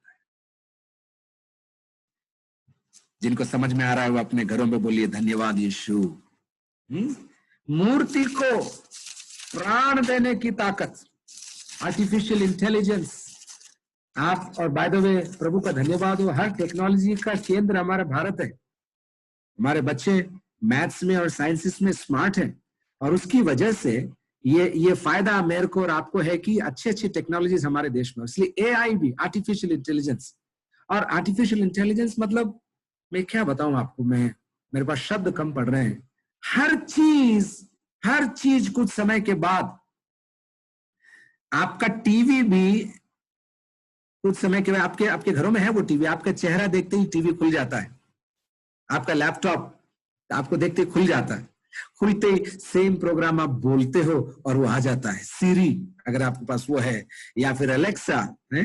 ये जो सीरी और अलेक्सा के चक्कर में आप डेटाबेस बढ़ा रहे हैं गूगल का और एप्पल का, और ये डेटाबेस कलेक्ट कर आपको कुछ समय के बाद ऐसा नियंत्रित करेंगे, कल को आप बोलोगे मसीही गीत चलाओ तो सीरी बोलेगा सॉरी नॉट अवेलेबल। पिक्चर का गाना चलाऊं क्या, आप बोलोगे चलाओ, क्या करूं। ये है एआई, आर्टिफिशियल इंटेलिजेंस। लौट कर आते हैं अपन गूगल एप्पल को क्यों महिमा दें। 2000 साल पहले लिखी हुई बाइबल की बात करें अपन, पढ़ूं मैं आपके लिए। उससे उस पशु की मूर्ति में प्राण डालने का अधिकार दिया गया कि पशु की मूर्ति बोलने लगे। ओहो, 20 साल पहले लोगों को समझ में नहीं आता था है? मेरे पिताजी रेवलेशन के सिखाने वाले हुआ करते थे, और उन्होंने जो सपना नहीं देखा वो हमारे दिनों में तो आम बात हो। हमारी बेटी गूगल खोलती, बोलती है गूगल टेल मी दिस, तो जवाब आ जाता है। क्विज हो, मैथ्स हो, इंग्लिश हो, साइंस हो, क्या चाहिए आपको, गूगल जी से पूछो आप। लेकिन यहाँ देखो, पशु की मूर्ति बोलने लगे, और जितने लोग उस पशु की मूर्ति की पूजा ना करे उन्हें मरवा डाले। यही बाकी रह गया साहब। जितने लोग साइन अप नहीं करेंगे, जितने लोग एनरोल नहीं करेंगे, जितने लोग इसमें साइन नहीं करेंगे, उन्हें मरवा डाले। 16, उसने छोटे बड़े, धनी कंगाल, स्वतंत्र दास सबके दाहिने हाथ या उनके माथे पर एक एक छाप करा दिया कि उसको छोड़ जिस पर छाप अर्थात उस पशु का नाम या उससे उसके नाम का अंक हो, अन्य कोई लेन देन ना कर सके। आपके पास पेपाल है? नहीं है। पेटीएम है? नहीं है। गूगल पे तो होगा। तैयार हो जाइए आप, कुछ समय के बाद आप हिल नहीं पाएंगे। इनसे अनुमति लिए बगैर आप ना तो खरीद पाएंगे और ना बेच पाएंगे। ये मैं नहीं बोल रहा हूं, बाइबल बोल रहा है। आप मॉल पर जाएंगे, उदाहरण के लिए बिग बाजार में आप जाएंगे, बिग बाजार का कार्ड है? नहीं है। एक तो सिंपल उदाहरण में बोल रहा हूं, कार्ड है आपके पास? रिलायंस में पूछते हैं आपसे, कार्ड है? हाँ है ना, नंबर बोलिए, डायल कर दिए, आपको 80 पॉइंट मिल गए। 80 पॉइंट नहीं मिले, आपको ट्रैक कर लिया उन्होंने कि आप महीने में क्या खरीदते हैं, कितना खरीदते हैं, क्यों खरीदते हैं, और कुछ समय के बाद आपको ऐसा फंसाएंगे कि आप दूसरा प्रोडक्ट खरीद नहीं पाएंगे। अभी तो आप यूं कठपुतली के समान नाच रहे हैं, कुछ समय के बाद आप अपंग हो जाएंगे। इकोनॉमिक दुनिया की, टेक्नोलॉजी की अपन बात कर रहे हैं, सर्वेलेंस की बात करता हूं मैं आपको। एक चित्र मैंने जस्ट आपके और मेरे फायदे के लिए डाउनलोड किया, एक शब्द कुछ उसके बारे में बोलूंगा। समय अपना समाप्ति की ओर आ गया। Let's see this if it can come up. Okay, let's do this. Screen sharing में ट्राई कर रहा हूं यहां से। ओके, देख लिया आपने, स्क्रीन पर आया। ओके, फर्स्ट स्क्रीन है बायोमेट्रिक्स के लिए। आपकी आइरिस स्कैन हुई और आपका डेटाबेस सामने वाले के पास आ गया, बैंक से लेकर टेलीफोन कंपनी से लेकर। नंबर 2, जितने टावर बढ़ रहे हैं उतना खतरा बढ़ रहा है, केवल कैंसर का नहीं लेकिन आपके जान को खतरा बढ़ रहा है। क्योंकि चीन ने, ये तीसरा आप देखिए इधर, चीन ने और भारत अभी इसमें तैयारी कर रहा है, टेंडर उसके लिए निकाल दिया भारत ने, कि हर पॉपुलेशन के हर व्यक्ति को ट्रैकिंग करने के लिए अब तो केवल क्रेडिट कार्ड और फास्टैग नहीं, चीन हमसे आगे है कुछ मामलों में, इसलिए जनसंख्या में भी आगे है वो। हमने सोचा था जनसंख्या में तो हम कम से कम ओवरटेक कर लेंगे, लेकिन वहां भी नहीं छोड़ा उसने। खैर, लौट कर आते हैं अपन। यहाँ पर ये जो सर्वेलेंस के कैमरास आप देख रहे हैं, एक सैंपल मैंने आपके लिए रखा है यहाँ पर, ये समझाने के लिए कि चाइना ने कोरोना वायरस को कंट्रोल इसलिए किया चाइना ने, क्योंकि उसके पास सर्वेलेंस कैमरा था। कोरोना बाधित कहीं भी घर छोड़कर गया, 15 मिनट में पुलिस ने उसको अरेस्ट करके अस्पताल में बैठाया, 15 मिनट। आपके खूबसूरत देश भारत में भी दिन आने वाले हैं, सरकार की अनुमति के आप घर से बाहर नहीं निकल पाएंगे। हवा सांस लेने के लिए आपको परमिशन लेना पड़ेगा। दुआ करो कि आपके दिनों में यह ना हो, और वो भी दुआ करो कि इसको चलाने वाले लोग प्रभु का भय रखने वाले होने पाए, नहीं तो इसका जो मिसयूज है, इसका मिसयूज कैटास्ट्रॉफिक है। दैट मीन्स आपकी आजादी, आपका डिसीजन मेकिंग, आपका डिजायर, आप बोलेंगे मुझे आज जूस पीना है, कंप्यूटर बोलेगा नहीं आज जूस नहीं पीना है, आज आपको गर्म पानी पीना है। नहीं, मेरे को गर्म पानी नहीं पीना है, नहीं आपको गर्म पानी पीना है, क्योंकि आपकी चॉइस ये है, आपके लिए ये है, आपके लिए वो है। और उसके साथ साथ ड्रोन, जहां आदमी नहीं पहुंच सकता वहां पर ये चीज पहुंचेगी। आपको मालूम है क्या, आप जिस घर में रहते हैं उस घर की फोटो, 3D फोटो गूगल में, आज आप इस मीटिंग के बाद आप आपके घर का एड्रेस गूगल में डालना और बोलना give me 3D of my house, आपको इमेज मिलेगा। और अगर आपको थोड़ा सा और कंप्यूटर स्किल है, थोड़ा सा कंप्यूटर का अगर आपको जानकारी है, तो आप आपके उस घर में कौन कौन रहते हैं, क्या करते हैं, कहां जाते हैं, उसका डेटाबेस निकाल सकते। मेरे ऐसे मित्र हैं जो इस शहर के अंदर हैं, 15 मिनट के अंदर आपकी क्रेडिट हिस्ट्री से लगाकर आपकी परचेस हिस्ट्री तक लाकर आपको दे सकते। कोई बड़ी बात नहीं है। मैं आपको डरा नहीं रहा हूं, मैं आपको तैयार कर रहा हूं। मेरे साथ बोलिए, यीशु बहुत जल्दी और जरूर बादलों पर आ रहा है। बोलिए, यीशु बहुत जल्दी और बहुत जरूर बादलों पर आ रहा है। हमारे बच्चे आईटी दुनिया में काम कर रहे हैं, आपको मालूम है। कभी आप पूछना वो कर क्या रहे हैं, मतलब क्या टेक्नोलॉजी विकसित कर रहे हैं, आप पूछना तो वो आपको बुढ़ा बुढ़ी समझ कर बोलेंगे, अरे पापा आप छोड़ दो, डोंट वरी, हम तो आईटी में काम करते, इतना ही बोलेंगे। लेकिन आप पूछना तो आईटी में कर क्या रहे बेटा। आप पाएंगे अधिकांश बच्चे हमारे एआई में काम कर रहे हैं, आर्टिफिशियल इंटेलिजेंस में काम कर रहे हैं।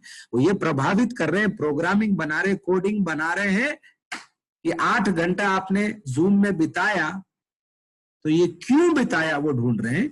और जब क्यों बिताया का फॉर्मूला उनको मालूम पड़ जाएगा, ये मीटिंग सुबह जाता है, शाम को मीटिंग जाता है, 7:30 से 8:30 दुआ करती है, फिर बाइबल पढ़ती है, फिर ये खाती है। जब उसको मालूम पड़ जाएगा, डेटाबेस बना लेगा, लॉक करेगा, कुछ दिन के बाद आप लॉक हो जाएंगे। लॉकडाउन नहीं होगा, परमानेंट लॉक होगा कि आप यही चावल खा सकते हैं, यही रोटी खा सकते हैं।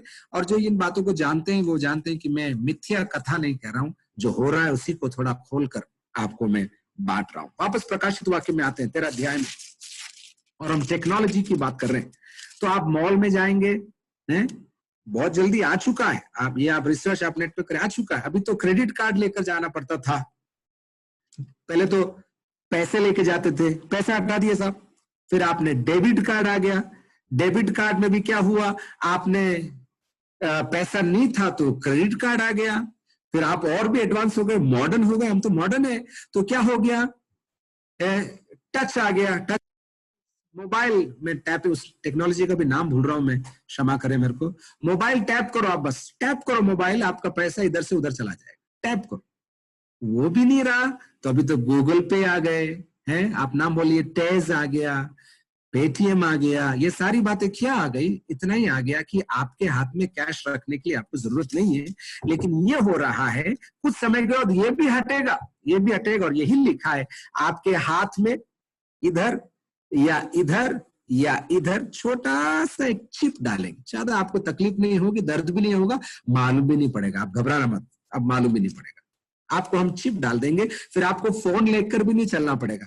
हाल में मैंने एक वीडियो देखा, फोन की जरूरत नहीं पड़ेगी, पाम, आपका पंजा फोन बनेगा। और जब आप पंजे को देखेंगे, आपके इस टेक्नोलॉजी, चश्मा जैसे एक चीज है, आप चश्मे को जैसे रख, आपका पंजा फोन बनेगा। और फोन पर आप नहीं, हाथ पर आप बटन दबाएंगे। ये आ चुका है टेक्नोलॉजी, और अधिकांश टेक्नोलॉजी इजराइल के पास है। ये भी मैं आपको कल रात को, मैंने आपको इसको खुलासा किया था, कल आने वाली कल रात को मैं इसके बारे में और बताऊंगा। लेकिन फेस रीडिंग, आइरिस, ये सब तो बहुत पुराना हो गया, 10 से 15 साल की बात पुरानी हो गई। लेकिन अभी नया आएगा, डिवाइस हटेगा। ओके, अभी क्लॉक हट गया, रेडियो हट गया, टीवी हट गया, सब हट गया, सब इसके अंदर आ गया। बधाई हो, अब आजकल ये भी 6.5 इंच का क्या लेके चले, टेक्नोलॉजी तो बढ़ना ही है।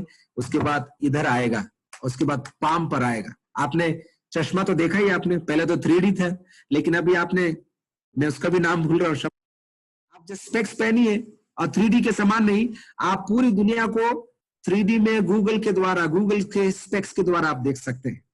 ओके, तो ये आ चुका है, आने वाला नहीं, आ चुका है। तो पाम पर, आपके पंजे पर फोन होगा, ये हट जाएगा। ये पूरा, मैंने कल रात को उदाहरण दिया था, पहले एंटीना हुआ करता था, आप खींचते थे यूं, याद है आपको, रेडियो के अंदर से, फिर यूं यूं हिलाते थे, उसके बाद गाना बजता था। फिर वो एंटीना, एरिक्सन का फोन आपको याद है, इतना बड़ा हो गया था एंटीना, इतना लंबा रहता था, वो भी हट गया, उसके अंदर चला गया। फोन के अंदर एंटीना है आपके, लेकिन अभी दिखता नहीं, क्योंकि इजराइल के पास है उसका पेटेंट, उसने इसके अंदर फिट कर दिया। यही पेटेंट अभी छोटा होते होते होते कैप्सूल बनेगा, और कैप्सूल आपके माथे पर या आपके पंजे पर, आपके हाथ पर आएगा। फिर ये भी हट जाएगा, कॉन्टैक्ट लिस्ट से लगाकर, ईमेल आईडी से लगाकर, प्रेफरेंस से लगाकर आपको हाथ दिखाना होगा। और आपने, बधाई हो, अंगूठा तो आपने दे ही रखा है, आपने, है कि नहीं दिया तो दे देना, ये तो कल मुश्किल हो जाएगी आपको, क्योंकि इस अंगूठे से आपका सब कुछ चलेगा। फोन से लगाकर, परचेसिंग से लगाकर, सेलिंग से लगाकर, मैं क्या बोल रहा हूं, बाइबल की भविष्यवाणियां मेरे और आपके दिनों में पूरी हो रही है, मेरे और आपके दिनों में पूरी। और आपके और मेरे बच्चे इसमें जुड़े हुए, उनको भी नहीं मालूम, उनको लग रहा है मैं तो नौकरी कर रहा हूं, लेकिन वो इस अंत की ओर मुझे और आपको खुशी खुशी गाड़ी में बैठ के ले जा रहे हैं, अपन को भी नहीं मालूम पड़ रहा, बोल रहे मजा आ रहा है, कितना अच्छा लग रहा है, कितना टेक्नोलॉजी, घर से बाहर निकलने की जरूरत ही नहीं है, पैसा आ जाता है, पैसा चला जाता है। EMI की बात आज रात को अपन ने कही। मैं थोड़ा रैपिंग की ओर में लेकर आना चाहता हूं, क्योंकि आज रात को अपना समय समाप्त हो रहा है। मैंने शुरू किया था फिजिकल दुनिया से, और हमने बात करी थी मत्ती 24:3 से कि आखिर अंत का चिन्ह क्या होगा। तो मैं आपको चिन्ह प्रस्तुत करने का प्रयास कर रहा हूं, और मैं ये नहीं बोल रहा हूं कि यीशु मसीह कब आएगा, ये तो निर्णय आपको करना है कि कब आएगा। बहुत टाइम बाकी है, यह बाइबल की भविष्यवाणी पूरी। प्रकाशित 13 अगर आपके जीते जी पूरा हो रहा है तो आपकी अनुमान लगाई क्या। अर्थक्वेक के बारे में, भूकंप के बारे में मैंने बोला, इस साल 66,000 भूकंप, इस साल पिछले 365 दिन में 66,000 भूकंप आए। भूखमरी के बारे में मैंने बोला आपको, 32 लाख लोग कोरोना से नहीं, भूख से मरे। इसलिए किसी ने सच ही बोला था, कोरोना से कम डरो, भूख से ज्यादा डरो आप। और अगर ये लॉकडाउन बढ़ गया, अगर ये लॉकडाउन ज्यादा लंबा चला, तो आप अनुमान लगा सकते हैं कि आगे क्या होगा, कैसे होगा, आप सोच सकते हैं। ओके, फिर उसके बाद बीमारियों के बारे में बोला, क्लाइमेट चेंज के बारे में। फर्स्ट एस्पेक्ट मैंने नेचुरल वर्ल्ड से आपसे बात किया। उसके बाद मैंने सामाजिक संसार से आपको बात की है कि कैसे sexual abuse, pornography, suicide, abortion, IVF है, फेटिसाइड के बारे में मैंने बताया, ड्रग्स, इन बातों के बारे में मैंने आपको सामाजिक दुनिया के अंदर से बताया। उसके बाद आर्थिक दुनिया के अंदर अपन गए और तीसरे महकमे से हमने ये सीखा क्रेडिट कार्ड क्या है, आधार कार्ड क्या है, लोन क्या होता है, एनपीए क्या होता है, नॉन परफॉर्मिंग एसेट क्या होता है। आपको लगता है बिजनेस शुरू करने के लिए अपन लोन ले लेते हैं, कौन सी बड़ी बात है, इंस्टॉलमेंट आ जाएगी अपन दे देंगे, आता रहेगा देते रहेंगे। नहीं, आप आता रहेंगे देते रहेंगे, नहीं, आप फंसते रहेंगे और धंसते रहेंगे। ये मैं आपको कहना चाहता हूँ। फिर हम टेक्नोलॉजी के अंदर आए और मैंने आपको एआई के बारे में बोला, आर्टिफिशियल इंटेलिजेंस के बारे में बोला, चिप्स के बारे में बोला, चिप डालने के बारे में, और जो फास्ट टैग का टेक्नोलॉजी है उसको RFID बोलते हैं। ज्ञानियों को मैं ज्ञान बांट रहा हूं। RFID, रैपिडली आपको लोकेट करने के लिए RFID। तो फास्ट टैग के अंदर RFID का चिप है, उससे आप सरकार के साथ जुड़े हुए हैं। उसके बाद मैंने सर्वेलेंस के लिए आपको बोला है, पहले तो उकाब के पंजे पर कैमरा डालकर उसको फंसाकर उड़ाते थे ताकि पब्लिक को मालूम पड़े कहां जा रही है। अभी तो पंजों की भी जरूरत नहीं है, आप और हम का सारा डेटा किसी के पास है कंप्यूटर पर। लेकिन आज रात को मैं इतने बंद करूंगा, मेरे पास और भी चीजें थी आज रात को शेयर करने के लिए। पॉलिटिकल वर्ल्ड से मैंने कुछ नोट्स बनाए, बायोलॉजिकल वर्ल्ड से, जैविक दुनिया से, राजनीतिक दुनिया से, अलौकिक दुनिया से।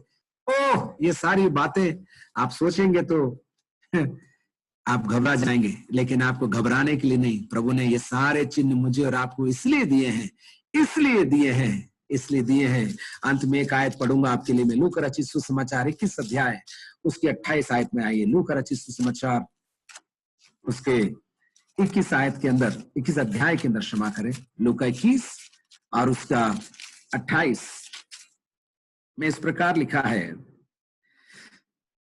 अब जब ये बातें होने लगे तो सीधे होकर अपने सिर ऊपर उठाना, क्योंकि तुम्हारा छुटकारा निकट होगा, तुम्हारा छुटकारा निकट। आज की ये टेक्नोलॉजी, आज का ये सोशल वर्ल्ड, आज का ये इकोनॉमिक कोलैप्स, कोरोना के बाद अर्थव्यवस्था उठेगी कि नहीं उठेगी, उठेगी तो कितने समय के बाद उठेगी। आप तो चर्च आने की इंतजार में हैं, चर्च कब खुलेगा ये सोच रहे हैं आप लोग, लेकिन आप दुआ करिए, मैं आपसे अनुरोध करता हूं, दुआ करिए कि देशों की अर्थव्यवस्था टूट ना जाए। अगर देश की अर्थव्यवस्था टूटी तो फिर ऋण लेने पड़ेंगे, और फिर ऋण लेनी है, बुलेट ट्रेन के लिए ऋण नहीं, अगर चावल और दाल के लिए भी ऋण लेना पड़ गया तो सरकार तो राशन में बांट देगी आपको, लेकिन उसकी भरपाई मुझे और आपको हमेशा के लिए करती रहनी पड़ेगी, और हमारे आने वाली पीढ़ियों को भी करनी पड़ेगी। अभी तो हम 68 रुपया ही है कर्ज में, 100 में से 68 रुपया ही है डेट टू जीडीपी रेशियो, मैंने जैसे आपको बताया। अमेरिका तो 103 पर है, जापान तो 250 पे है। आप सोचिए कि जापान को ऋण है, ये ऋण भी एक खेल है, पैसा होते हुए भी ये ऋण पे देते हैं ताकि आप उनके गुलाम बन जाएं। समझ रहे हैं आप खेल? जापान भारत को ऋण देता है, बुलेट ट्रेन बनाने के लिए दे रहा है, लेकिन उसका डेट टू जीडीपी रेशियो 250% है। यानी कि 100 रुपया जब किसी को देता है तो 250 रुपया ऋण लेकर 100 रुपया देता है, 150 रुपये वो मार्केट पे देता है। भारत 68 में है, सेफ है। दुआ करिए कि अर्थव्यवस्था फिर उठे, दुकानें फिर खुलने लगे, क्रेडिट में नहीं, किसानों को फिर, इसलिए बारिश के लिए प्रार्थना करें, सिस्टम्स के लिए प्रार्थना करें, खेतों में लोगों को अन्न होने पाए, भोजन वस्तु आने पाए, प्रोडक्शन चोरी नहीं होने पाए। आधे से ज्यादा भूखमरी, मैं आपको सच बताऊं, खाना कम है इसलिए नहीं, लेकिन चोरी के कारण है। गोदामों में अनाज सड़ रहा है, इसलिए लोग भूखे मर रहे हैं। फूड कॉर्पोरेशन ऑफ इंडिया में आप जाइए, वेबसाइट में जाइए, बोलेंगे इतना अनाज है, उसमें से 20 से 30% अनाज खराब होगा, आदमी भूखा मरेगा वहां पर। लेकिन आप समझे या ना समझे, समझिए बहुत बड़ा सिस्टम है जिसको दुआ के द्वारा ही हैंडल किया जा सकता है। और प्रभु ने आपको और मेरे को सौभाग्य दिया है कि हम प्रभु के वचन को सीखने वाले और पढ़ने वाले हैं। आइए अपन प्रार्थना करें। परमपिता परमेश्वर, हम तेरा धन्यवाद देते हैं, इस सच्चाई से हम बच नहीं सकते परमेश्वर की तेरा आगमन निकट है। प्रभु हम ये बात को समझते हैं कि इन सारी चीजों को जब हम देखते हैं, चाहे वो भौतिक संसार में हो, चाहे वो प्रभु टेक्नोलॉजी की दुनिया हो, चाहे वो प्रभु जी सामाजिक संसार हो या आर्थिक संसार हो, प्रभु हम भयभीत होना नहीं चाहते। लेकिन हम मूर्ख, गूंगे और बहरों के समान भी जीना नहीं चाहते। जो होगा ये हम देख लेंगे, ऐसे नहीं जीना चाहते। हमें तू सद्बुद्धि दे कि हमारे पैसों की बचत कर कर, हमारे इकोलॉजी की बचत कर कर, नए गैजेट्स के खरीदने के पीछे नहीं, लेटेस्ट टेक्नोलॉजी को एम्ब्रेस करने के लिए नहीं, लेकिन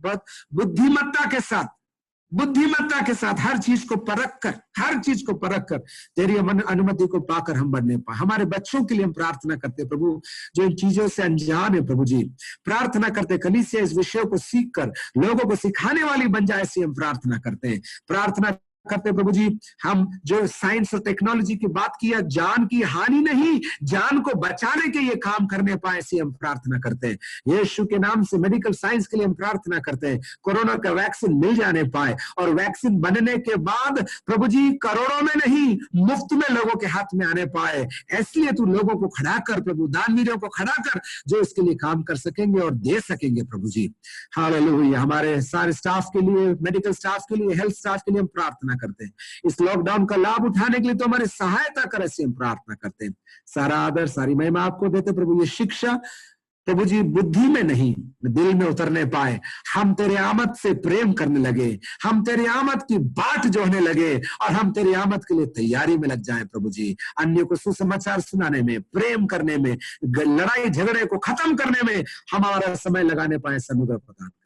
एक बार और टेक्नोलॉजी के लिए हम धन्यवाद देते हैं, इसका दुरुपयोग नहीं सदुपयोग करने वाले तो हमको बना दे, ऐसी हम प्रार्थना करते हैं। हर एक को आशीष कर, आज शाम को सुंदर समय दे, इसलिए तेरा धन्यवाद देते हैं। आदर में मैं आपको देते हुए ये प्रार्थना मुक्तिदाता यीशु मसीह के नाम से मांगते हैं। आमीन, आमीन, आमीन। प्रभु आपको बहुत बहुत आशीष दे। God bless you. कल रात को अपन इजराइल और अंतिम दिनों के विषय में थोड़ा स्टडी करेंगे अपन, और उसके अंदर भी ऐसे इंटरेस्टिंग चीजें हैं, टाइमलाइन है, अपन देखेंगे कैसे इजराइल देश बना, वो भी अपन थोड़ा हिस्ट्री में भी जाएंगे, प्रेजेंट भी देखेंगे और फ्यूचर भी अपन देखेंगे, ऐसा मैं कहना चाहता हूँ। God bless you. प्रभु आप सबों को आशीष दे। जय मसीह की, जय मसीह की।